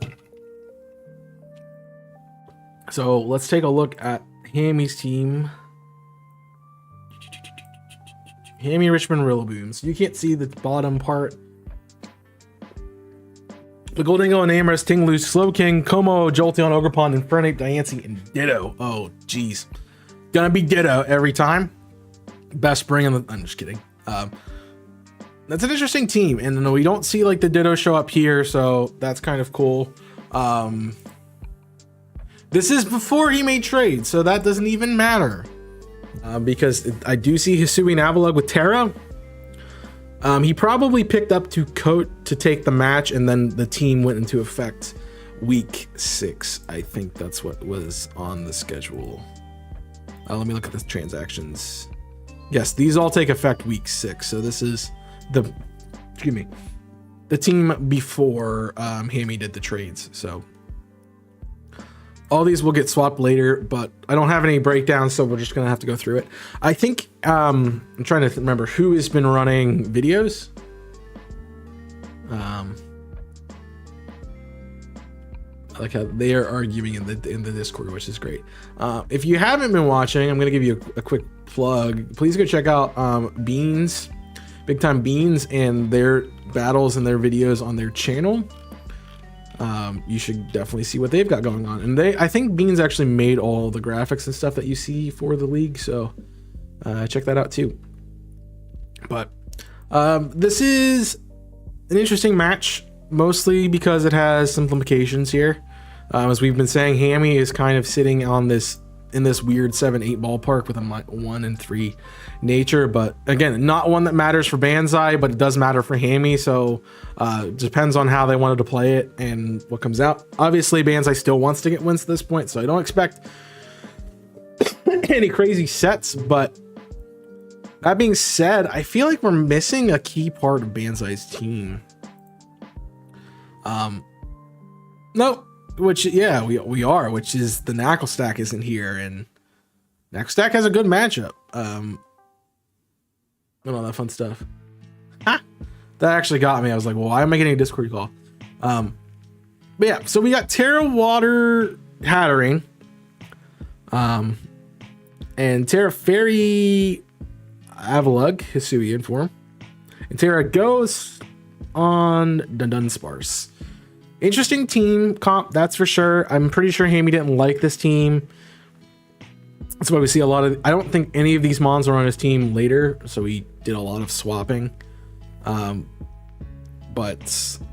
I don't like the matchup, honestly. I mean, Sylveon's a great counter for Roaring Moon, but Roaring Moon is going to run Throat Chop Dark Stab to shut down Hyper Voice Pixelate, which will be actually pretty good also for Dunsparce if it is running the special set, which it could.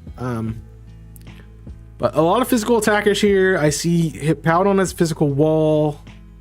Gonna have something to stop that dark type Urshifu, which otherwise I don't see a great counter for. Maybe the Volcarona, but it's frail. I don't know. For leads, what am I expecting? Good question. I have no idea. Volt Switch, Thundy feels good. Knowing Hammy, that feels good. That or U-turn Ogerpon. For Banzai, I mean, we saw the Hippowdon last time. I wouldn't be surprised to see it again, especially because it gets all these entry hazards and stuff. We see Bundle for the Switch. Let me see.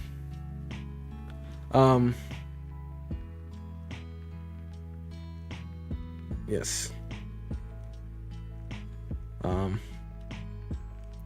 So a little confusion about the Urshifu. It is the water type. Nope, it is dark. Ha! That's interesting. There is a flip turn, and we're going to see probably U-turn from the other side. Both expecting just the switch. Trailblaze, actually, to try to take advantage. But, I mean, this is the thing that would want to take on Corviknight. If Corviknight wasn't such a big threat, and they were just going to trade. Corviknight actually stays up. That's crazy. So Pixelate Hyper Voice does show its effect there because we did see not super effective. But those are just trades, and now we're just letting Volcarona set up, which is a lot of fun. I'm not sure what you switched to here. It is rapid in the battle, but it shows as the other one. And Pasho Berry with burn to deal with the Urshifu, but it doesn't matter because you heal. And Volcarona might just sweep. The pair to try to shut down Quiver. The only thing that will matter now is if it does get the statuses, but that should be a dead Avalugg, barring Sturdy, which will keep it alive. Terra Fairy is too little too late. It's just dead. This is a Volcarona sweep, man. Is that what we're seeing? No paras. No paras coming off. Hammy really trying to get that para. And unfortunately not working. I mean, I think if you just take a shot with like Draw Run or something, you have a chance of just winning. And unfortunately, it's too little too late. Like, the outs aren't working. That will not even KO because of the special defense boost. And Hammy just gets mollywopped by Quiver Dance Volcarona that did not get any paras, which is just crazy. Para didn't even proc one time. That is ridiculous. And that's not good for Hammy. Taking a -5, or Banzai secures a top spot in the standings. So I did not update for week 6 because obviously that was happened while I was away. So I'm gonna have to add point totals here to get things caught up. So you are at 23. Thread goes to 20. Banzai goes to 17. Beans goes to 11. Gordon goes to 2. Wastecar goes to 4. Hammy goes to -9. Primarinas go to, that is 11 off, so that is that'll be, is it -6? -6. There's -6. Clock goes to -10. Michael drops to -18. Sorry, yes, -18. Mate drops to -17. And Scal drops to -17. So bottom place is tied right now, and I don't think any of the positions changed at all, really. We have to go through again and just make sure we get all the records correct. So that is what we are doing. Beans did also win. Gordon took a loss, so 3-2. Glaceons took a loss, so 3-2. Brillabooms took a loss, so 1 and 4. There will be some switching of polls here because of some wins. And we will take care of that here in a second. Clock also goes up with the win. Everyone else takes a loss. And we have 2 teams at 0 and 5, 2 teams undefeated, which is kind of crazy. All right, so I need to look at this. So the Glaceons jump up a slot. Oh, whoops. The Glaceons jump up a slot as the Arcan team drops down to 6. I don't need the 6 bracket, honestly. So a little bit of change in the top polls, but not a lot for the standings this week. The 1 and 4 Hammy drops down to 9th place, while Dom and Clock take the top 2 spots here. Well, Dom and Clock take the last 2 in at this point in time. And that's going to reshift our bracket just a little bit. All right, so I believe everything is right. We are good with points, and then we are good with diffs, I believe, too. Plus 20 diff. These are 3 crazy stats, especially with a loss here at 17. That's crazy.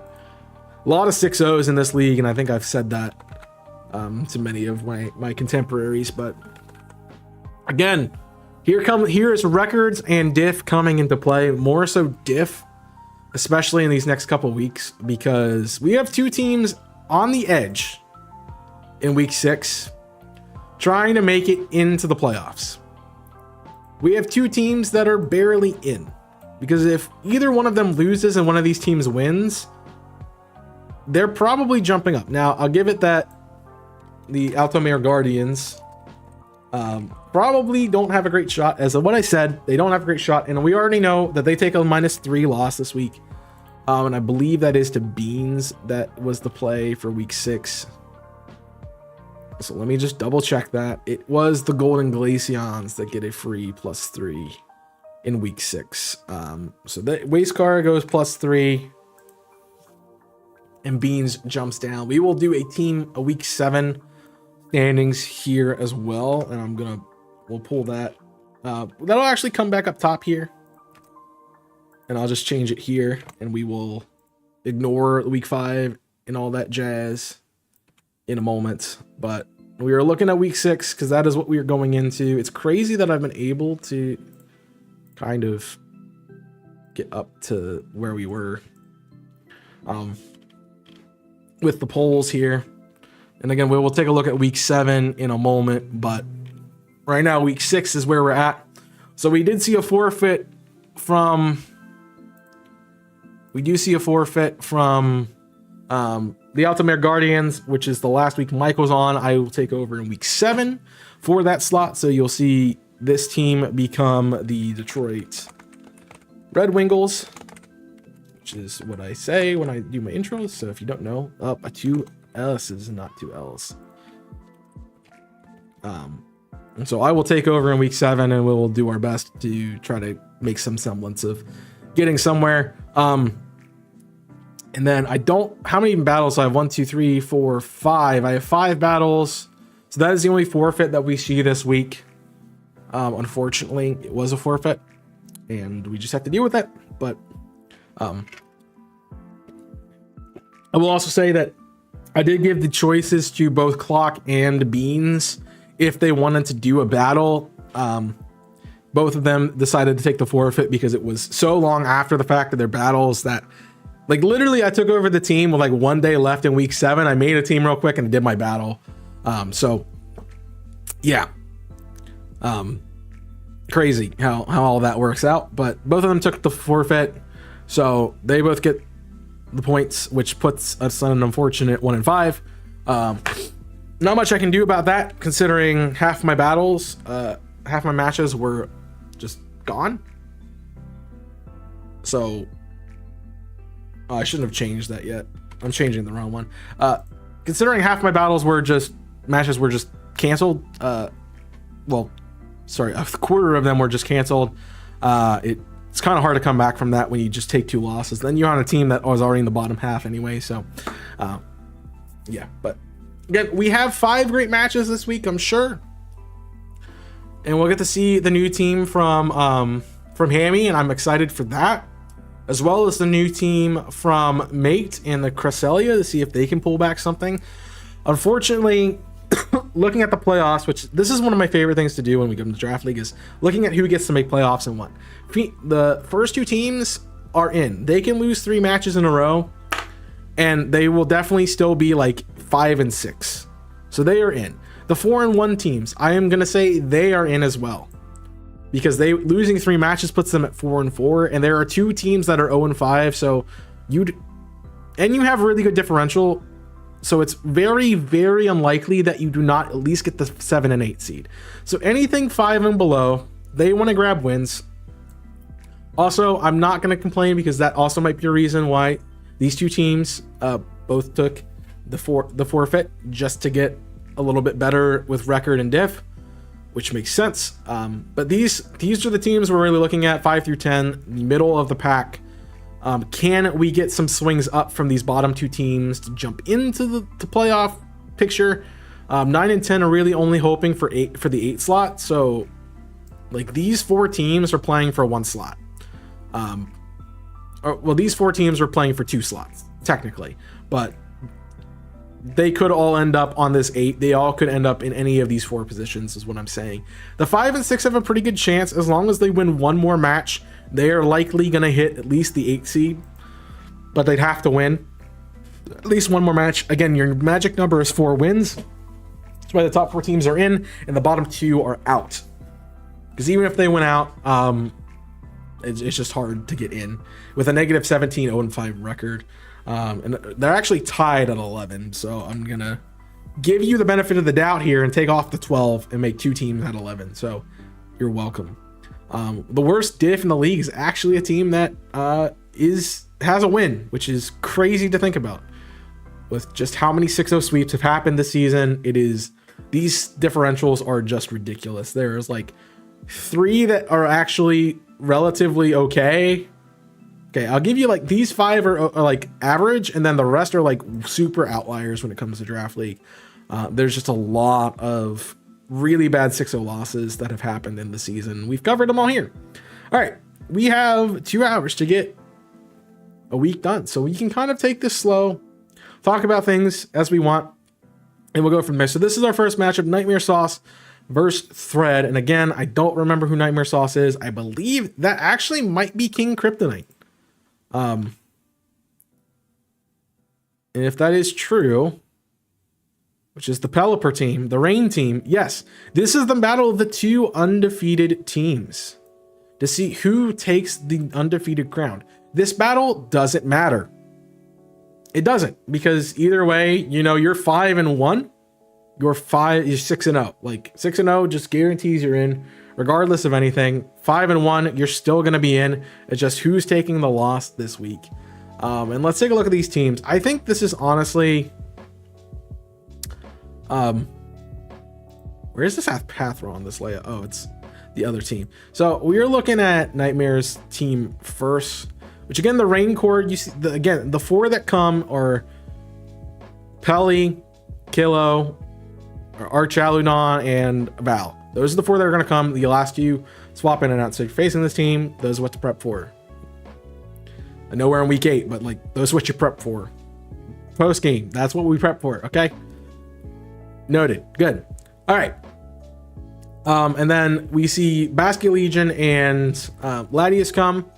I mean, those are what's been coming. I think the first 5 actually you take, and that 6 slot pivots around. Would I take anything else? You literally just grab the top set of your team minus Lando. And I guess Lando doesn't have a great matchup into...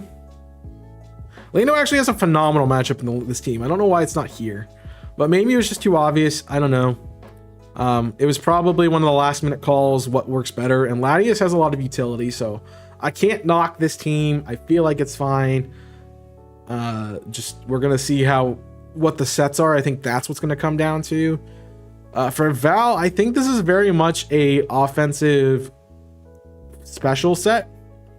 I'm not sure if Val gets a fire type move, but if it did, that would be sick for the Scizor counter. For the other side, Keldeo comes every week. It should come every week. It's that good. We see no Gouging Fire, so Gouging Fire had a bad matchup because of rain, so they were predicting the rain, which is a good reason to leave Gouging Fire off. And also Gouging Fire does not want to take on Val.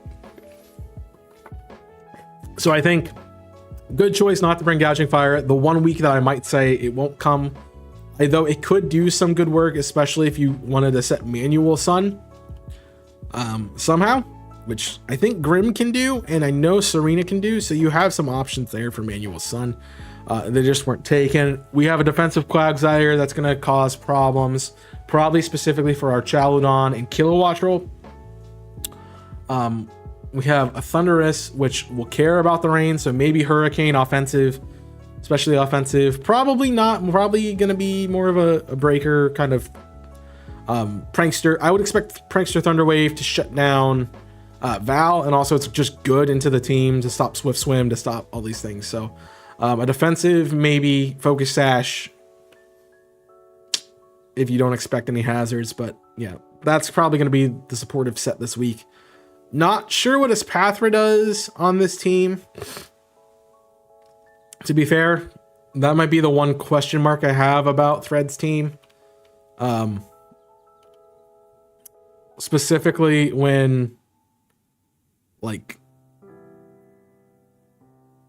I don't know. Honestly, there's not a good option. That might just be your best thing. So speed boost is great. I mean, that could be a way to beat Val. Okay, I made it. I made it work. I made it work. Yeah, leads. Good question. U-turn pivoting, flip turn pivoting. Sounds like a good lead to me. And it's probably rain. So let's just see what happens. Yeah, it's rain and yeah, U-turn.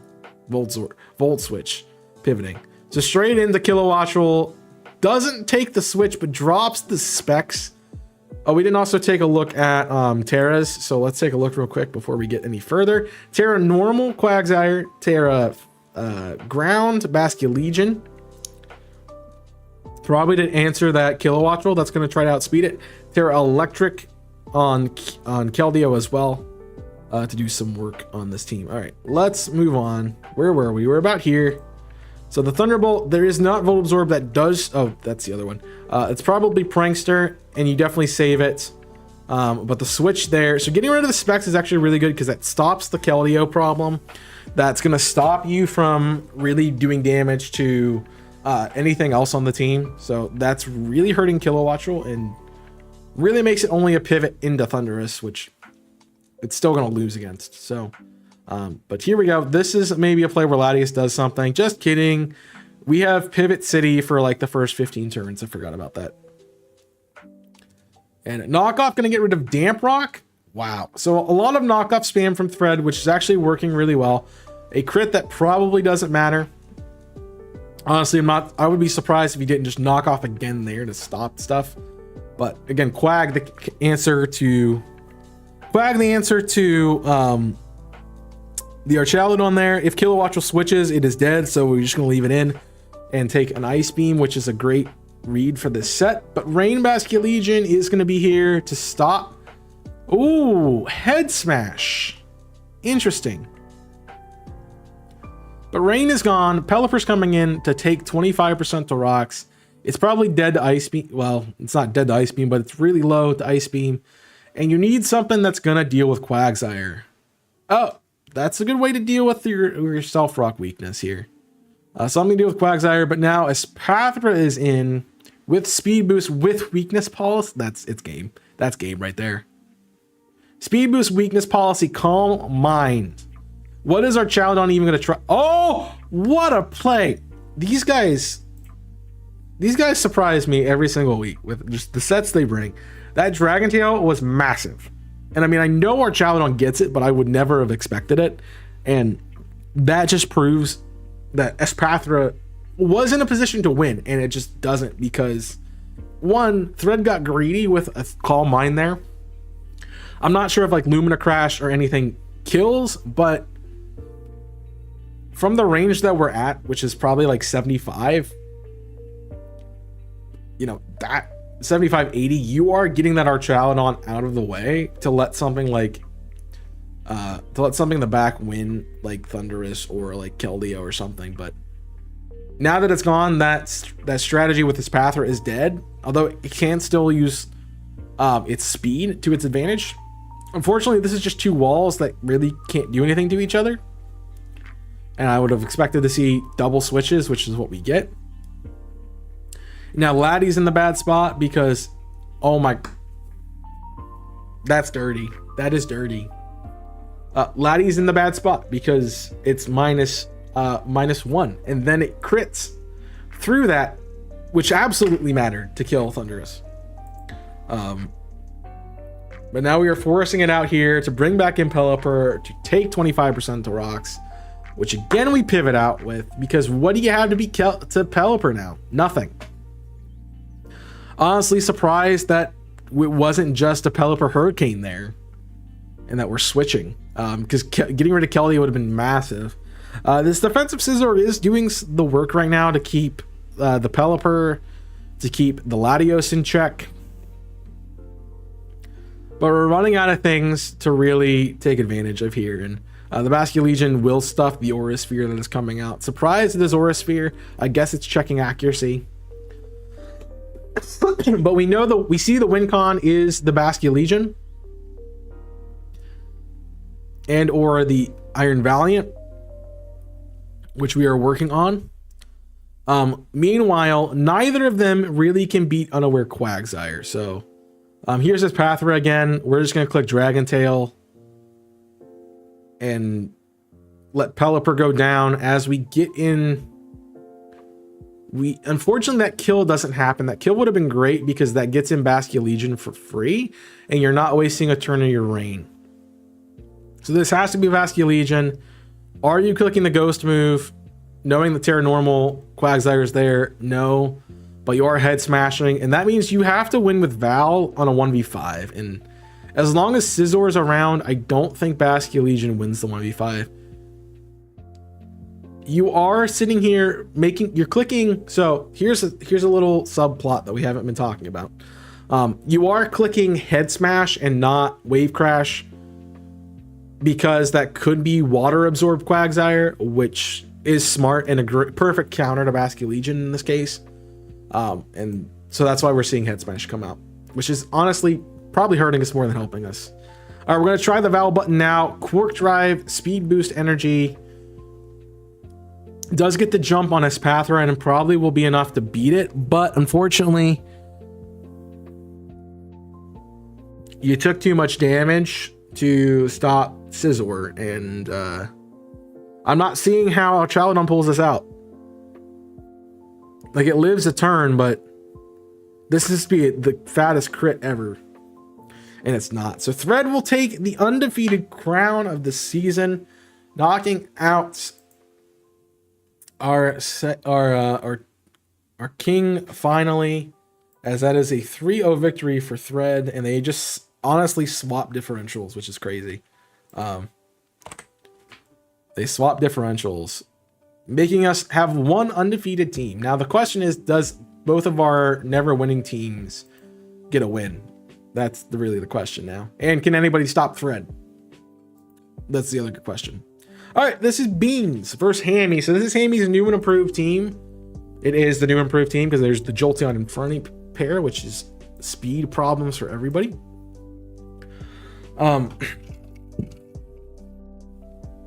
And this is Beans. So this is big time Beans, which is our Rillaboom, or not our Rillabooms, our Bewares.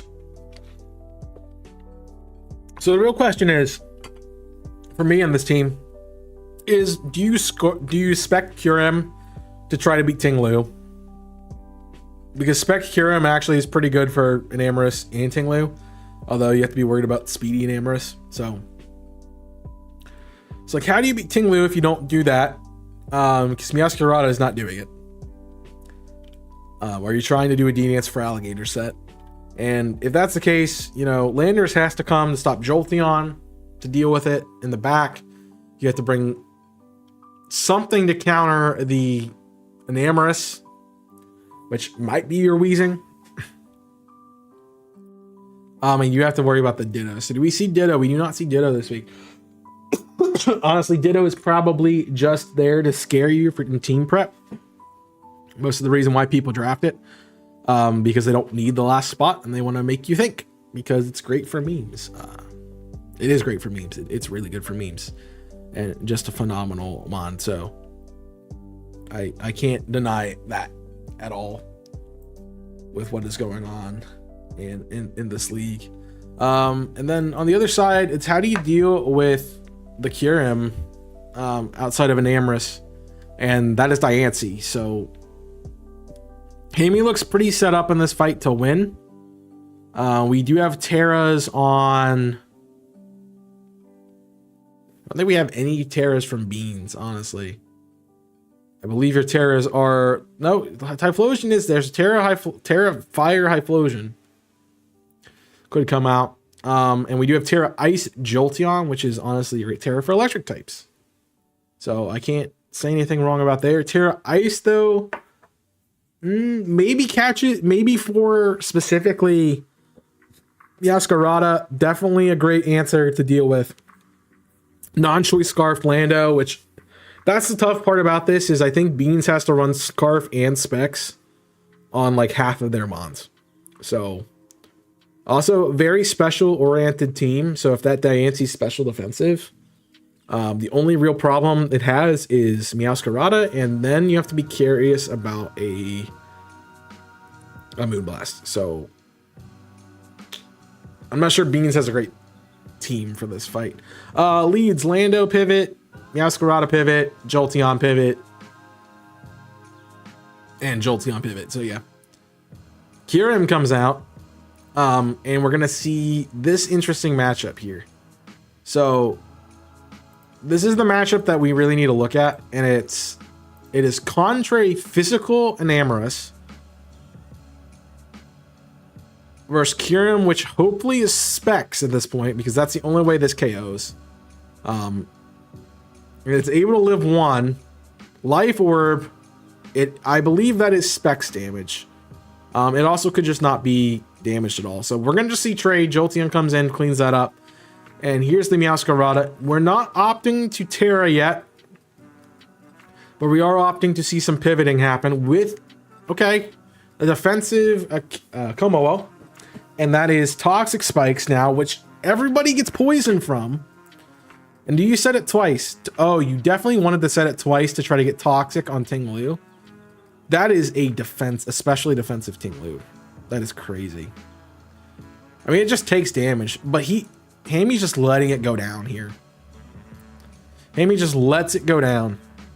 And here comes Diancie, which probably wants to be the answer for this team, but taking that is not good. Trick Room, a Trick Room mode comes out with Power Meteor Beam to deal with Wheezing.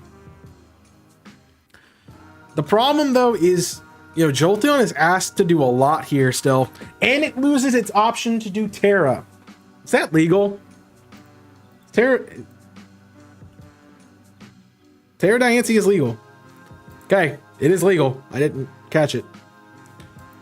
But this is Terra Fire to try to do some damage. It will drop the special, and that is not going to be enough to kill Diancie, but the poison does take it down, and you have a turn of Trick Room. This is a Sackmon, which unfortunately the Terra Fire...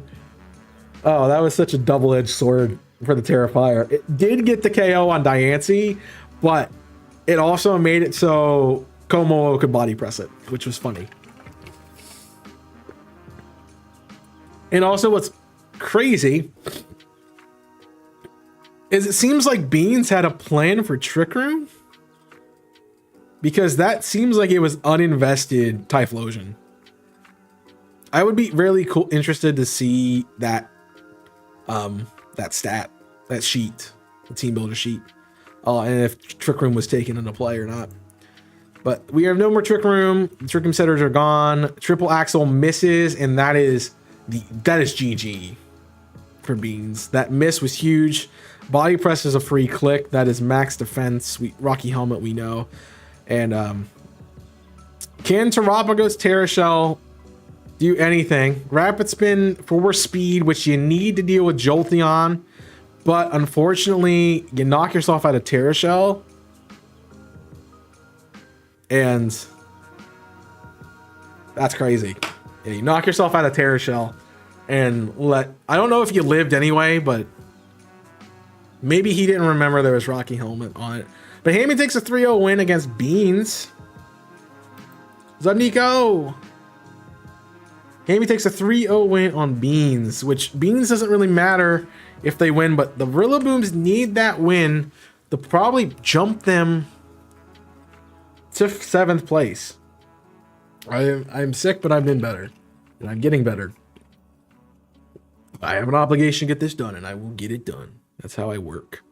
So that is a big playoff potential, because that drops, well, Beans is already in, so we don't really have to worry about that. But the Rillaboom's taking 2 and 4 now really put pressure on these two teams to get a win this week, because if you don't, clock jumps down automatically. If you lose, clock automatically drops down. If you lose with the Primarinas, you automatically drop down, because Hamy's now going to be at -6. So if both of these teams take a loss this week, Hamy and the Rillabooms jump to 7, and then you just have to win your final match, win one of your 2 final matches to get in. So that is kind of crazy. What a match!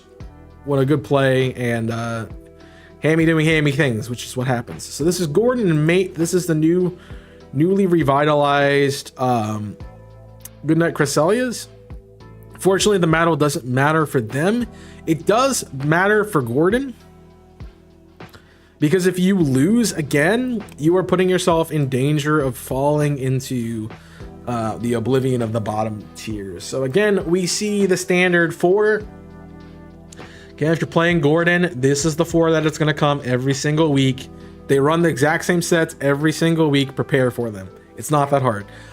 Mate showing off a little bit of the new team with the Dragapult, Hisuian, Samurott, which I love in Draft League, Raikou, Okidogi, Cresselia for the Goodnight Cresselias, and Moltres, which is a pain in the dick when it comes to Draft League. So let's take a look at this new team. So Mate's team now consists of Dragapult, Iron Treads, Samurott, which is a crazy starting core, Ogerpon, Moltres Cresselia, Terra Cresselia, by the way, Florigus, Terra Raikou, which should be illegal, Okidogi, Oranguru, and Terra Dugong. I'm not sure what this Oranguru is going to do, but it probably never shows its face. And they are playing, again, I don't remember what the team, they're playing Gordon, which is the team right below them, which is the Garchomp, Spectrier, Sneasler, Rillaboom, Azumarill, which you're always going to see Garchomp, Sneasler, Rillaboom, and Azumarill. And then take your pick of the other ones, usually Spectrier, Bronzong, and Chi-Yu. And then you have the bottom tiers there. So Terra, Azumarill, probably going to wreak havoc here. We know those are what Gordon's going to bring for this team, specifically against Mate. I might consider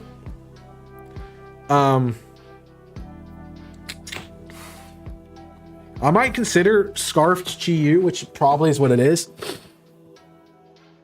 But I'm also thinking about what do you take in the back? Maybe Heat-Proof Bronzong or Levitate Bronzong. It just depends on what you feel. I like Mate's team better in this fight, honestly. But so we see, I'm going to assume this is Heat-Proof Bronzong, and that's choice Scarf. Chi-Yu usually wants to be a berry. Scarf respects a life orb. Bronzong is probably, could be air balloon heat proof, which would be an interesting way to get both of the abilities, kind of. Grassy Seed and Burden probably is the set for the Sneasler. We have probably Assault Vest and or some sort of increasing damage move, damage item for Rillaboom. Defensive Garchomp with the Rocky Helmet, and then Belly Drum 3 attack Azumarill on this side. And then on the other, I would expect Will-O-Wisp, defensive Dragapult as a counter to the well, maybe. I would actually, no. That wouldn't even be a good counter to Azumarill. You don't have an answer for Azumarill. I think Mate just loses. I don't see an answer for Azumarill. Like, maybe Raikou? It'd have to be defensive Raikou. Maybe it's defensive Cresselia. But I think it's more especially defensive most of the time. I don't know. It'll be interesting. I think the leads probably, depending on what you want to do. You want to pivot, you go Dragapult. If you want to set hazards, you go probably into Samurott. And I don't think that's a bad lead. But I do expect Rillaboom to kind of be the start on the other side, because I feel like it just works. So maybe you go Garchomp, predicting the physical switching or physical move, and then you just take it and move from there. But it is Rillaboom and it is Dragapult, so we're expecting U-turn from both sides. At this half, here comes Moltres to take its U-turn. Wow, it's like this game is hard to read. Stone Age Garchomp, that's an interesting tech. Able to beat the Moltres, obviously expecting more of a defensive set, but the speed was there. Ice Beam to try to read the Garchomp. Unfortunately, you've burnt your Terra. The miss is terrible and definitely shows that it is probably choice Scarf Chi-Yu. with a pivot. And then there's the rough skin, rocky helmet, speedy defensive Garchomp. And now I want to take an Ice Beam. Chi-Yu again. You're going to bring in Bronzong this time. No air balloon, so we are expecting to see one of the two abilities. Is this screens? It is screens. Which unfortunately just lets Okidogi kind of set up. Although it is quad weak to Psychic, so maybe that was a good bring in that regard. Alright, now you are free just to sit here and click Ceaseless Edge, which will set up spikes on the field. But you are going to get punished a little bit with the defensive sets on Garchomp. Scale Shot to try to boost the speed even more. Maybe to try to beat Dragapult in the back. But I have a hard time believing that Garchomp has a way to deal with Cresselia. And we see the switch there. Expecting a Psychic and or no. We don't see Ice Beam. We see Psychic. And so perhaps this Chi-Yu is the counter to Cresselia. We're obviously seeing Garchomp trying to be the counter to Samurott. And it's working really well with the chip damage. But we have a lot of pivoting until somebody's core gets broken here. And I think, unfortunately, it's going to be Gordon's Bronzong taking the L here. That will allow Raikou to actually do some work. Until Sneasler tries to come in and does something else. That is crazy. 2 poison fighting types in this battle. No status there, which is unfortunate. That's what you're fishing for most of the time with Sneasler. But Rillaboom's going to come in to try to get some chip on Cresselia to go into Azumarill. That might be an early Azumarill trigger. Although it is probably special defensive and there's nothing it can do. But here is the Terra Steel, Belly Drum, Citrus Berry, Aqua Jet spam. And what's stopping it? Absolutely nothing. The things that would stop it are really, really weak. Although Okidogi apparently has enough and the Terra Steel was a bad idea. That's pretty big. We are finding it hard to beat that Azumarill in this season. So being able to stop that there is really good. Scale Shot to try to get Okidogi into range to take enough damage from its attack to be KO'd, which it doesn't get barely because it was Drain Punch. And Okidogi getting enough heals to kind of stay alive. Is this Chi-Yu faster? We believe it is Scarfed. And it's locking into Dark Pulse because it can. But Scarfed, apparently it's not Scarfed. Or maybe this Dragapult is Scarfed. We'll see here. Dragapult is not Scarfed. Absolutely. Well, Dragapult could be Scarfed, I guess. That is a priority move, which does outspeed Scarf. That is Scarf Dragapult, 120%. Which was the counter to Chi-Yu, which was the Scarfer. That's always the hard part about a Scarfer, is if the other person scarfs, you were scarfing to beat. Just hard to beat. And unfortunately, Cresselia able to pick up that win, which gives Mate their first victory of the season and puts Gordon in danger territory with a -4. Gordon slowly dropping out of the top seeds, now negative in this season. And that is going to bring the Goodnight Cresselia into a place where they could fight for 8th. Not well, but they could fight for 8th. Definitely have a better shot than some of the other teams out there. But again, these are the 2 teams to watch this week. And honestly, I think they play each other. I think the Pristine Primarinas play the Torrent this week. Is that correct? No, the Torrent plays the Orange County Oshawotts. And the Primarinas play the Celebes. So we're going to see some changes here because the Celebes have been doing really well. And, you know, Scal hasn't won a match. Scal did put up a good fight last week, but if records show, Clock is going to pull up here right next to Hammy in that 7-8. And make it nearly impossible for any of the teams that find themselves 9 and below to make it in the playoffs for week 7. That's kind of crazy. This week 6 holds a lot for these, but we got 2 more matches, so let's take a look at them. Again, I don't have any notes for this team, but we can try to do our best to ascertain what's going on. Again, Sandslash should never be brought I don't know why it's here. I really don't know why it's on Dom's team. It's not even Terra. That's crazy. So yeah. Let's see what we got. We have Tornadus, Crawdaunt, which I think is its debut. The Hisuian Goodra, which is a menace. The Urshifu, which this actually is the dark one. This actually is dark. Urshifu, Pheasantipede, and then the most useless Pokemon ever. Versus Roaring Moon, Iron Bundle, Gengar, Corviknight, probably Flame Orb, Guts, Conk, and an Eviolite. An Eviolite, Iron Defense, Body Press, Salt Cure, Knuckle Stack, because I feel like that's just really good into this entire team. Like, there is nothing that stops Knuckle Stack, especially what's its Terra this week? Terra Water. Okay, Terra Water might be a miss, but it's also not weak to anything on the other side. I might have gone Terra Steel to prevent the Pheasantipede from doing anything, but then you do make yourself weak to the Urshifu.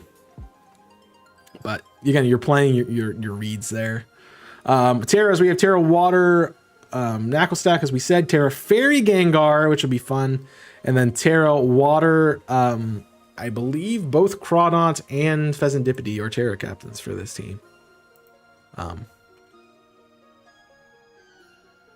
Let me see. Crawdaunt and Pheasantipede are both Terra captains for this team, so it could be Stab, Terra Water, Adaptability, Crawdaunt, or it could be Water Pheasantipede to do some stuff. I would expect Pheasantipede to be the lead, honestly, for specifically poisoning, potentially catching, Roaring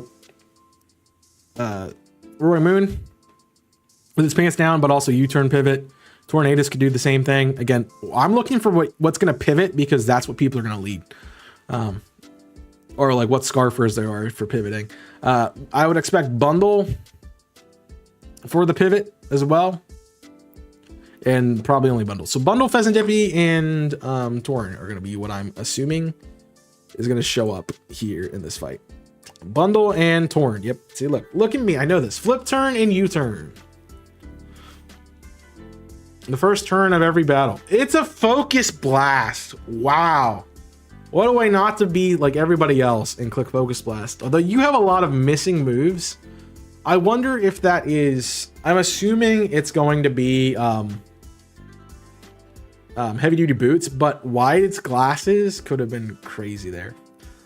We do get a knockoff into Fez, which will get rid of the lefties as a defensive pivot for this team, which works really well. And then Moonblast in the Knuckle, which is hyper defensive, which it should be to deal with the very strong Pokemon on the other side.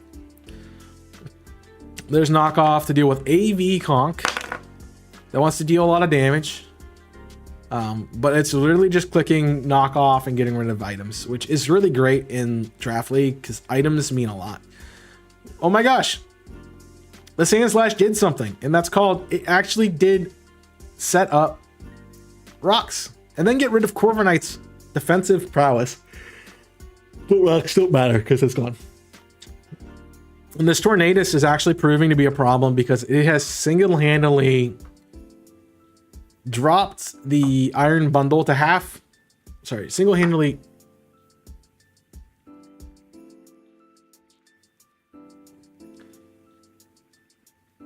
I guess it's not done that much, but sure, it has dropped that Corviknight down, and that is a... I missed some stuff because I was like trying to figure out what's going on here. Who's the Focus Blast on first turn? Oh. Was it Corv? It was the Corv. So it single-handedly like dealt with the Corviknight, which is really good because it gets into this situation where... Oh, it did a Corviknight twice. That's crazy. And puts it in a position where like a Thunderbolt or something beats it. I'm expecting the U-turn. We see a sub, which is calced to live, and then you're trying to take the most out of it, so you're flipping around here. But yeah, you're breaking sub with the dragon Oh, I see the I'm dumb in the chat. He was thinking that if he clicked Dragon Tail, he would switch him out from behind the sub. But it worked out anyway. Got Corviknight gone, traded that for that, and now Conkeldurr gets a KO on, does not get the KO on Sandslash, but gets the unfortunate freeze that'll be the end of Dom's game. That's it. It's gone. That freeze was huge. And here's Fez trying to do some work against Gengar, who will take a resisted hit. Still takes 25. This shows you how weak and frail Gengar is. The Willow to burn, which doesn't really matter too much on Torn, besides limiting the damage from U-turns. I don't know if Gengar's trying to do something here against this Tornadus, but I mean, it wins the 1v1 eventually. It's not great, but it does win eventually. And that is a special Goodra, so burning is crazy. Curse Body finally procs, getting rid of the Focus Energy. Gets rid of Flash Cannon, which does show up against the Knuckle Stack. And unfortunately, we had a bad switch into the Goodra there, which will go ahead and KO.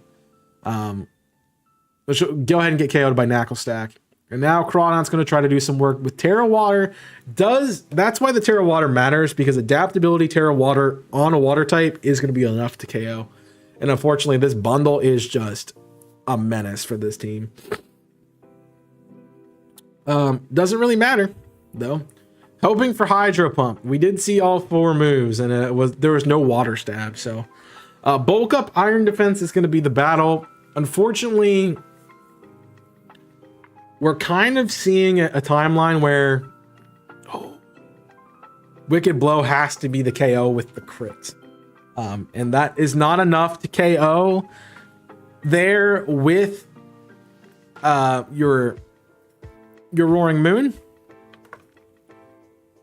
That is not enough to KO with the Roaring Moon. I'm interested to know what the item was here. We did not see a Proto Proc. I don't think that's Choice Band. That might be Choice Band actually with +2. Maybe it's Scarf. Actually, it was probably Scarf. A Choice Band would have KO'd, so more attack investment there. And unfortunately, Body Press. Oh my gosh. Banzai is getting every single hack. Every single hack in this game. That easily should have been a loss for Banzai with a 3-0 win for Dom, but the crit comes through, breaks through Urshifu.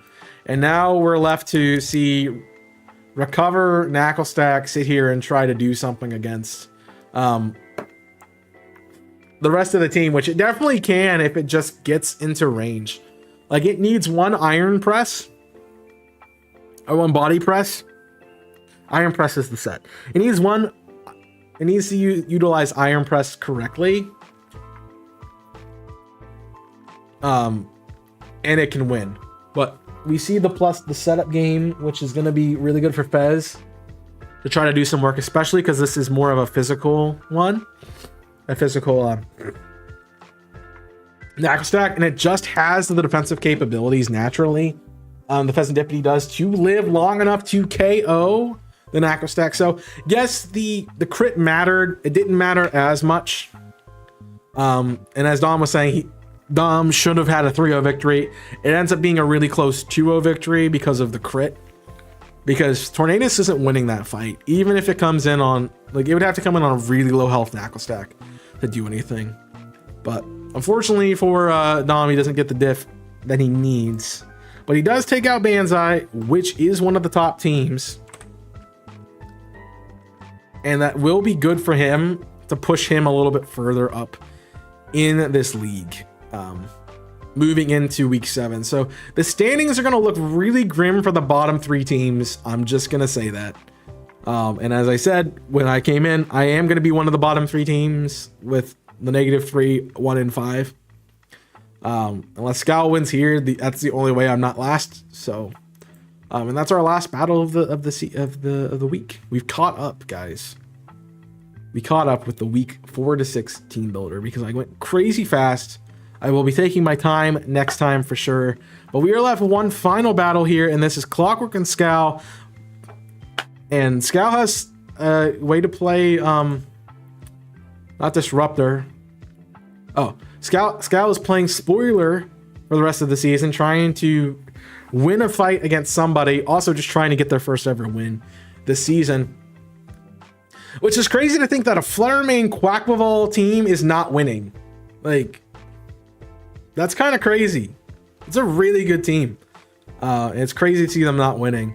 But Scowl has had some close matches and just some blowouts this week, so in the season. So it goes to show. But the final match is Clockwork, our Kansas City Torrents, and Scowl, our Orange County Oshawotts. Did I say those right? Kansas City Torrent, Orange County Oshawott. Yeah, I did. Okay. And then we obviously have team builders for them. So let's take a look at what we got. We're going to look at Clock's team first. So we have a defensive Lapras with actually a physically... Okay. I'm trying to put this Lapras in a box. I can't. It's crazy. It's a crazy Lapras build. It is a physically offensive Lapras with high speed, high attack, and with enough natural bulk with special defense that it can take the hits from most of the other things. So probably like the Fluttermane in case it has like Thunderbolt or something. But to deal with that, plus Dragon Dance and Iron Head is a way to deal with Fluttermane, so that might be our Fluttermane counter there. Straight up might be our Fluttermane counter. Terra Steel, definitely our Fluttermane counter there. An Ogerpon Wellspring with that's standard. Nope, it's standard, yeah. Not opting for Trailblaze, opting for Horn Leech instead, and removing your U-turn capabilities with Stomping Tantrum. That's the only subs. 2 Water Absorb Pokemon, which makes me wonder why Quaquaval would even be thought about bringing this week, but maybe that wasn't looked at. We have Bean Sprouts, which is our Dragalge with leftovers. That is a standard H defensive with a little bit of attack. Draco Meteor Phaser with Dragon Tail. That's a nice little coverage thing. And then Flip and Thunderbolt for our coverage moves for pivoting and stab into like... Man, are you really expecting like a... Is there like a really broken water type on this team that I'm missing? Like I always thought the problem was Fluttermane. I mean, I guess they're really scared about Quaquaval because that's the only reason I see them to bring 3 things that really shut that thing down completely. All right. We have our Great Tusk Booster Energy, which is going to be interesting play. It's an offensive Great Tusk, which is one of the ways to run it. It is sub, so it's meant to come in, get a free turn with sub, and then like rapid spin and set up sweep that way. With what it has, it is going to be speed boosted. So that is another way to beat Fluttermane. And not speed there. We have our Focus Sash Rabombi, which is our designated lead this week. Quiver Dance, Sticky Web, depending on what you want to set up there, what you feel like you need. More, probably just Sticky Web. Stun Spore for utility, Quiver Dance in case it wants to try to sweep. And what you can't see is a Sandy Shocks with Light Clay with Light Screen. With Stealth Rock and Thunder Wave as another way to be support with Earth Power as its stab move of choice. Max HP, max speed, which is pretty standard for supports. Support Sandy Shocks. Meanwhile, on Clock's team, we're looking at Life Orb Fluttermane finally taking the... this is not Clock's team. We're looking at Scowl's team, which is Life Orb Fluttermane, which is supposedly the answer for not running Scarf or Spec. And maybe you just want damage with natural speed. Again, the speed is a little bit down, probably not taking advantage of Choice Scarfers. Your answer for that is your Choice Scarf for Rizian, which is Terra Fairy this week, which seems to be more defensive, but also is special Terra Rizian, which is cool. I like that idea. The cool thing about this set is Terra Blast becomes a physical move when Leaf Storm drops the special attack stat. So that can also be a way for Terra Fairy to do some work on some of these mons on our opponent's side. We have Quaquaval, which again is a really bad bring, just seeing what the other team has already brought. Assault Vest, again, why I'm scared of this set, it's because it goes crazy, because you don't need anything besides 4 attack. Quaquaval, because one of them is U-turn, one of them is Aqua Step, Probably one is close combat. We don't see that this week. We see an opt for triple axle, and then rapid spin is usually the fourth because you want to be able to deal with hazards, and this team doesn't have any other way to deal with hazards, so that's definitely gonna be showing up. So opts for triple axle over close combat, max attack with some speed. I do not, it is speed boosting nature, so again, meant to outspeed something. Probably, I'm gonna take a guess and say a Great Tusk that's not that invested. Is that what we're looking at? Yeah, the Great Tusk that's not that invested. The other thing we did not see from Clock's team was we did not see Darkrai this week, which honestly, I get it against Fluttermane, but it does have a pretty okay matchup regardless of the rest of the team. So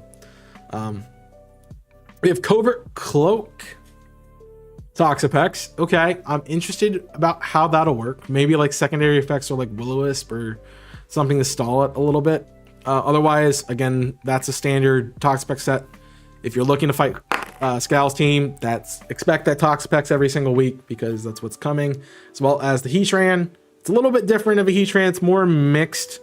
Definitely meant to be a special wall, but also is lacking any steel coverage, which is probably okay considering that the only things that are weak to steel are also weak to fire, and yeah, you might as well run that when it does more work outside of other things as well. But that could be a lead for stealth rocking. I definitely expect it to be lead Gliscor considering spikes and U-turn. And we said Rabombi is the designated lead for the other side, so I'm okay with saying that, and we're gonna see what happens here. It is a lead Fluttermane into a lead Lapras, which, as we said, Lapras is seemed specifically calced to deal with Fluttermane. Scal's probably staying in because of Energy Ball, but with the boost and with Terra Steel, definitely gonna take that. And Fluttermane really can't do anything to this because it doesn't have Terra. It doesn't have the Ice move. Makes the smart raid click Shadow Ball though. And Iron Head is enough. Without boost, it's enough. So, Scout not prepared.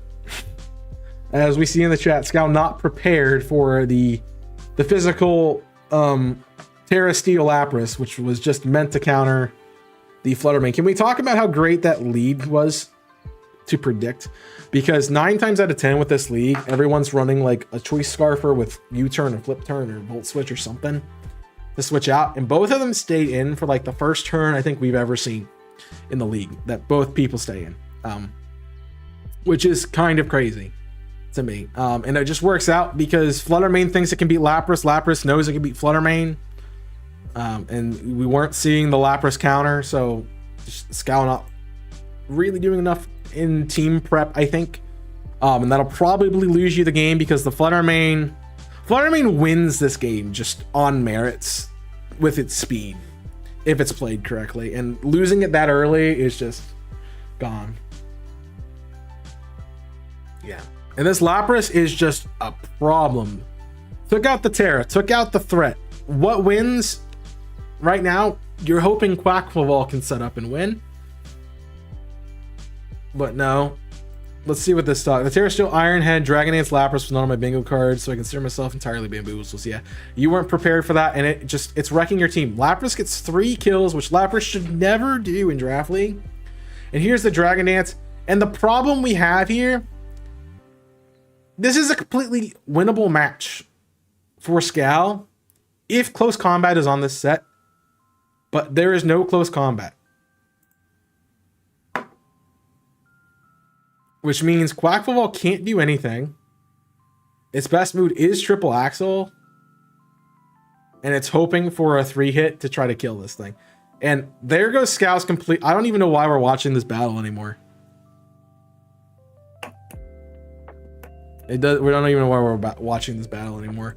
What barely matters? I missed what barely matters. Is there a crit or something? No crits there. Oh, maybe it was the 3 turn. Yeah, Lapras just gets 6 kills this week, which is crazy. You don't have anything to counter the speed, and everything is set up because you don't need Water Stab, you just Earthquake. Yeah, very poor showing from Scal this week. Not preparing for Lapras at all. literally, I think the team works into some of this other stuff, but did not prep for Lapras at all. And just gets annihilated. Which is fair, because when you forget to prep for something, that is what you deserve. All right, so I'm going to bring these points up with me. And we're going to place them in for the week 7 ratings, because we are now on to, oh geez. We are now on to what does week 7 look like for the teams, and is there any potential to get out of Dodge, really? So that is the question. Is there any potential for your teams to get anywhere in a good spot? Who's going to have a shot at playoffs? Who's out? Like, that's where we're looking at right now. And unfortunately, there's so much that happened here that there's an opportunity for a lot of people to go into good places. Unfortunately, not the bottom 3 teams. The mate did put up a really good fight this week, and I will not underline that. Getting a nice victory over Gordon, which is really nice. Just what you want to see. All right, so we have some obvious switching around to do. I'm gonna take care of our important part right there, which is just removing that from the list. You did get a win, so that does make you 1-5. I think I moved too quickly. But I'm just gonna pull this team right back in. That's 1 in 6. That's 0 and 6. I got too antsy, honestly. That's 5 and 1, 6 and 0, 4 and 2, 4 and 2, 4 and 2, 3 and 3, 3 and 3, 3 and 3, and 2 and 4.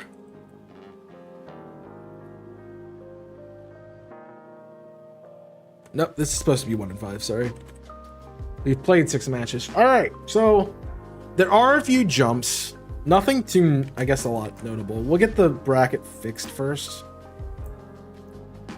We literally just swapped first and second, which we knew both of them were in, so it doesn't really matter too much there anyway.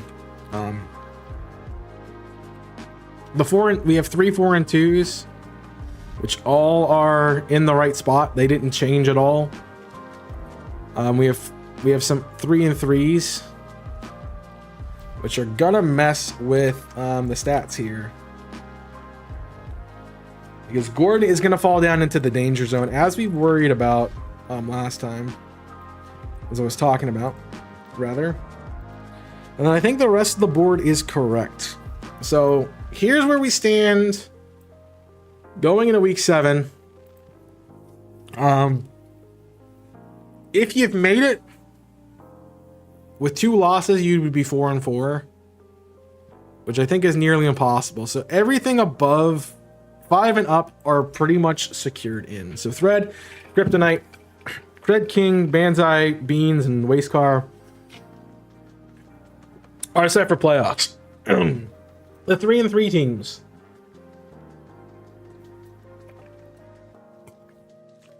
have to win. These teams have to win their matches. Losing is not an option at this point. If you want a shot at playoffs, you have to win. Now you can win and you can still lose and get in, but it's not as clean from there. The real problem with these bottom teams is if Hammy would win and one of you loses, one of the 7 or 8s loses, they drop out. So it's a really big fight for these 3 and 3, 2 and 4 teams. As I said, even is where you want to be, a positive differential, and that is why Dom is out of this weird little space down here with the 3 and 3 teams. But Yeah, above this line is going to be your positive teams, and below it is going to be your negative, and these are the teams that went neutral in their record. So getting a neutral record is going to be very important. So unfortunately, I think 12, 11, and 10 are out. The diff of negative 20 is no way to come back from, especially when the race is single digits. Even, as I said, even winning. So like if I won, let's just take my record here because I picked up this team. Not at 1-5, but I did pick it up at 1-5. But if we look at the records here, even if I win, if I get 12 points, 21 becomes -9. And -9 doesn't even get us into the 9th seed. So that's kind of crazy. So we're basically out.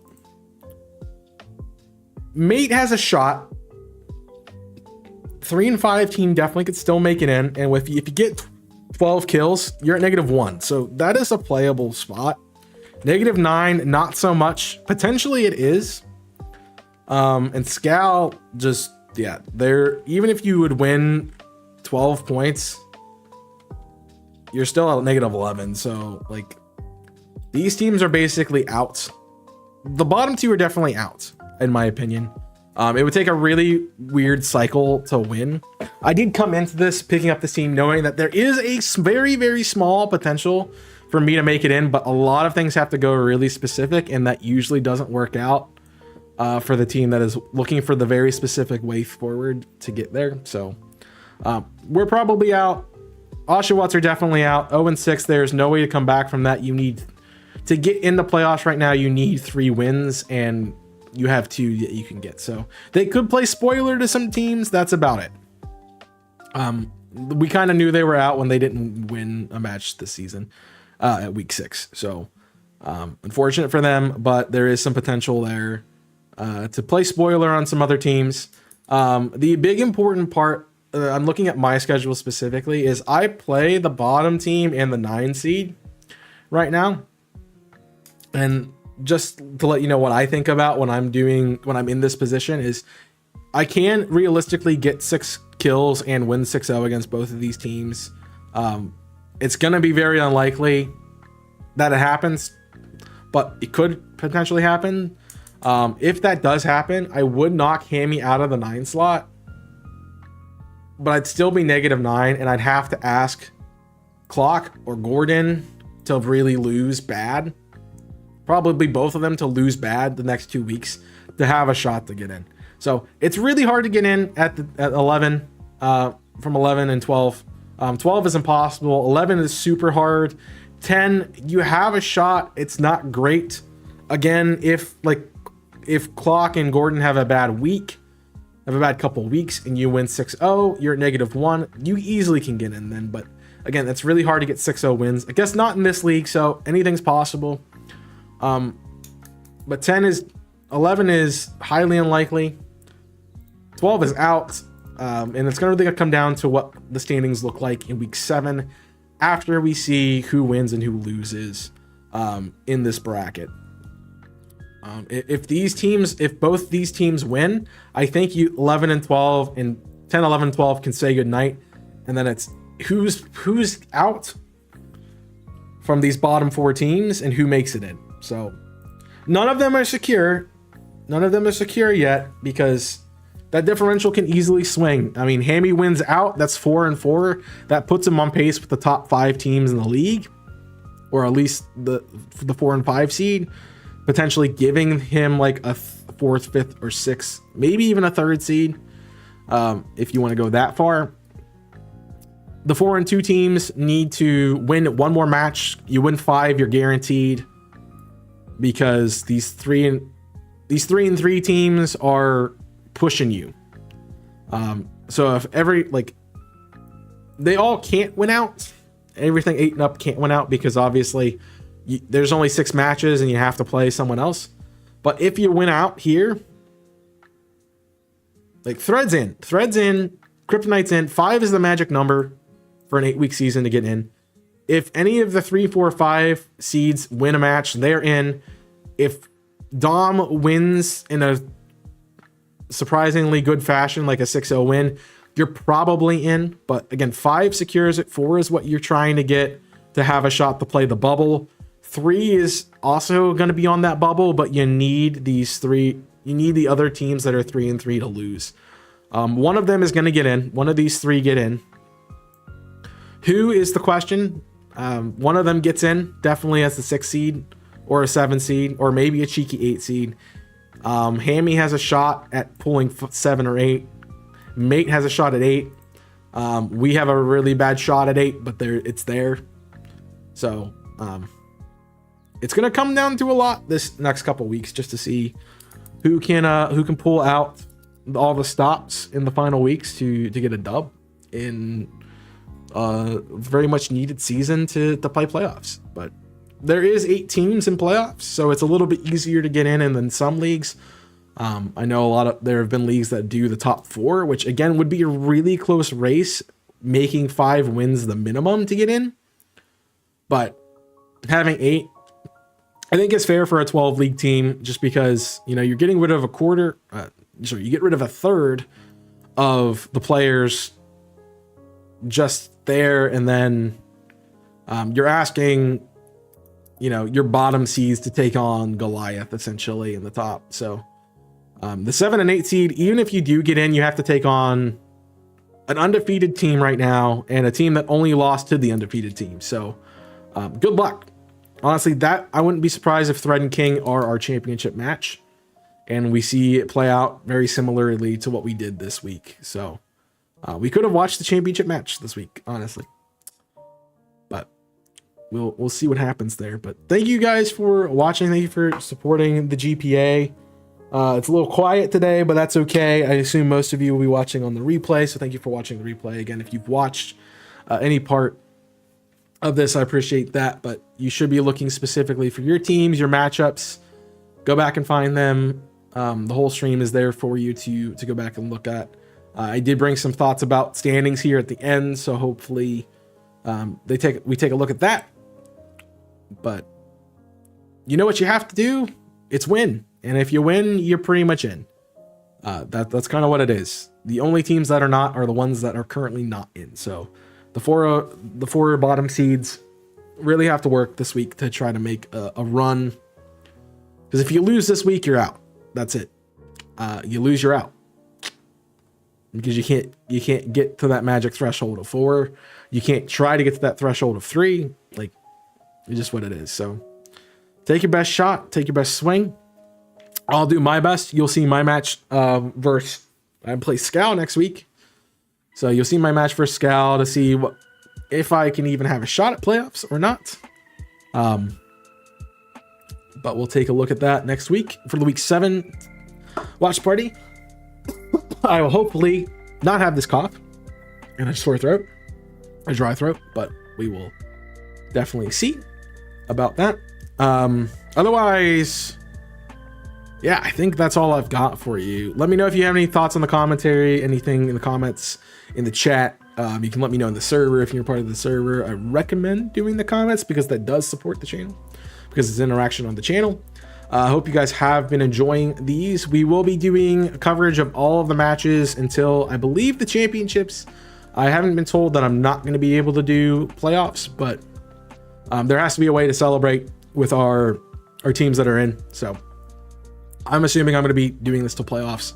What you will see probably after the week 8 split will be the Heart Gold team come back, Heart Gold best team come back as the second half of the stream, because I will only have like 4 matches to cover, not 6, or I'll only have like 3 matches to cover, I'll have 2 matches to cover, not 6. So, and if I keep doing it at the speed I was doing it today, which is pretty fast, honestly, we did every week in about an hour, which, you know, is usually what it takes me to do a whole week. But there's less team transactions, there's less things that are going on, so it does make sense that they're a little bit easier to break down. And I'll let you know going forward. There are no more transactions, so we will not be talking about transactions. These are the final teams. I had the final picks because I came in late. I was the last pickup as new coach, so we'll see what happens. I appreciate the teams that I've been playing. I appreciate those who are picking up teams, especially those who are picking up teams, because this becomes really boring without you. We've had 3 teams, 3 coaches drop this season for various reasons, and that would be 3 teams that automatically give you a forfeit if you play them, which would make things like, I think Clock would have played all of the teams that had that, so that would have gave them 3 wins right there, which probably gets them playoffs at this point. And essentially that means just like those teams are out, and we could have just honestly skipped the playoffs at that point in time, because out of the 9 teams that are still here, one of them has an 0-6 record, which wasn't going to get into the playoffs, and then the other 8 just are really just playing for seeding at that point. So in some cases it doesn't matter. So I'm really glad that we had 3 people, myself included, picking up these slots, because they make the battles not boring. They give battles to coaches who are making content or doing those kinds of things. So, and it does give me something to talk about. That's the other thing that we had. We had a lot of forfeits in these 2 weeks, so I didn't have I didn't have every battle to do. Like, I think I did like 10 out of what should have been 24 or 21 matches, so it wasn't that bad. It was probably like 16 out of 21. So yeah, it was just a little weird to not have every single battle, and this is what happens, you know. But I give props to those who are sticking with their teams regardless of the record. Props to those who pick up, especially those who pick up, because you make the league actually worthwhile, because it just gets stale. If you're out and you stop trying, it's stale. There's always something to be learned about going 0-6 in a draft league. Not that long ago, I went like 2-6 in a season of RGBL, and I've learned that I really hate Roy Moon, and that I really needed to learn more about battling, because this group of competitors are good competitors and know what they're doing. So, and we've seen that, I think, with the 6-0s this season too. Like, we have a really good group of competitors that know how to play draft league, that have been doing it for a while, that, yep, they show you a lot to learn from, and they really show you where you are. So if you aren't growing and you aren't increasing your ability to play, then you are going to get mollywopped. And I understand if you don't want to do that, but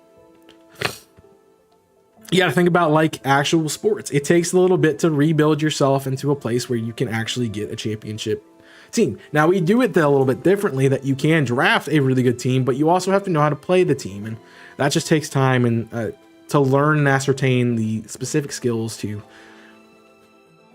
learn how to pilot your team to success, because you can draft a really good team, but if you can't pilot it, it's worthless. You can draft a really bad team, but you can pilot it really well and make it have a playoff run. It happens. I've seen it happen in many teams. So we're going to see what happens with these teams. Don't count anybody out yet. Mostly. I wish I could say that and mean it, but we're probably looking at one team, like one of these 9 top, like one of these 4 teams in the 6 to 9 range that are going to drop, and it's who's that? That's the question we're asking. So we'll see next week if anything matters in week 8 or not. Usually there is at least 1 or 2 matches that do matter, so we will put priority on those and make them the best that they can be. But thank you for watching. I hope you have enjoyed. Sorry if you wanted to see my point of view for these seasons. Again, I will be talking a lot more in depth about my team and my builds when we get to my matches during the week, because I do have my full notes. I usually have my teammates' notes, or at least what I suspect that my teammate brought, so I can really help you understand those matches. The other ones I'm just taking guesses on, and for the most part this week I feel, well, in this set of 3 weeks, I feel like I call a lot of stuff correct. So take notes. If you never played and you're interested, this is a great way to learn. And also feel free to reach out and let me know. But that's all I've got for you today. Thank you for watching. I hope you have enjoyed. If you are new to my channel, I don't only do Draft League content. I have other things going on. I do Draft League occasionally. I just was busy, couldn't join the season from the very beginning. So I did pick up where I could. But you can follow my socials there and check out the other streams. I'm on Twitch, I'm on TikTok, I'm on YouTube, Discord. I have a Discord server if you want to join. You can follow me on Twitter as well for updates about social media and the content. But I really appreciate you guys supporting the series. I really appreciate the moderators for having me and allowing me to do this. It's been a great way to contribute to the season, even though I can't play it. And I really hope that even if I am a part of the season, I really hope I could do something like this in the future, because it's great for a content perspective. I love doing it. I love talking about these kinds of things. And also, it really makes me feel like I've learned about I've paid attention to the league by watching the matches, because I would be watching them anyway. Let's be honest. If I was playing in the league, I'd be watching them anyway to try to find pieces that would work, see what people have tendencies to do, and learn about sets that are being run and cool niche things that we get to see from these teams as well. But yeah, my links are right there. I put them in the chat for you. They're also down below. If you're watching this on the replay, you're a legend. But also you can go to my description and find the links to all my channels. I would appreciate you following me on all those. Even if you are a Draft League fan, I do some other Pokemon stuff. I'm sure you'll enjoy it. If you're not a Draft League fan, I do other Pokemon stuff. I know you'll enjoy it. Please go check it out. But thank you for watching this. Anyway, if you are somebody who's been watching from the league perspective, if you're a fan of the league, if you're a coach, if you're a competitor, or if you're just interested in Draft League or just interested in what this video had to do, I would really appreciate that. And thank you for being a part of the community and supporting what we do here. Again, my name's Chaos. I am the coach of your Detroit Red Wrangles. Hopefully next season I can participate more fully, and I'm excited about that. But as for now, we'll see what week 7 holds next week. We will be live at 3 p.m. Eastern right here on this channel. So please subscribe, like this video if you're supporting the channel. That really does help me a lot. And if you're interested, you can feel free to become a member today. There are membership perks that you get as exclusive membership series, like our Mario Baseball Draft League that I was a part of. So please go check out that. Really enjoyed doing that. Had a great time with that. And I'm excited to share that with you if you haven't seen it. So please go enjoy it and all the other fun stuff that I got on the channel. But that is all I've got for you today. Thank you for watching. I hope you have enjoyed. See you in week 7, and good luck, coaches, in the next couple weeks. That'll really make or break your playoff run. So good luck to all of you, and we'll see you next time. So until then, my name is Chaos, your coach of the Detroit Red Wrangles. We'll see you next time. Stay safe, and as always, get it up.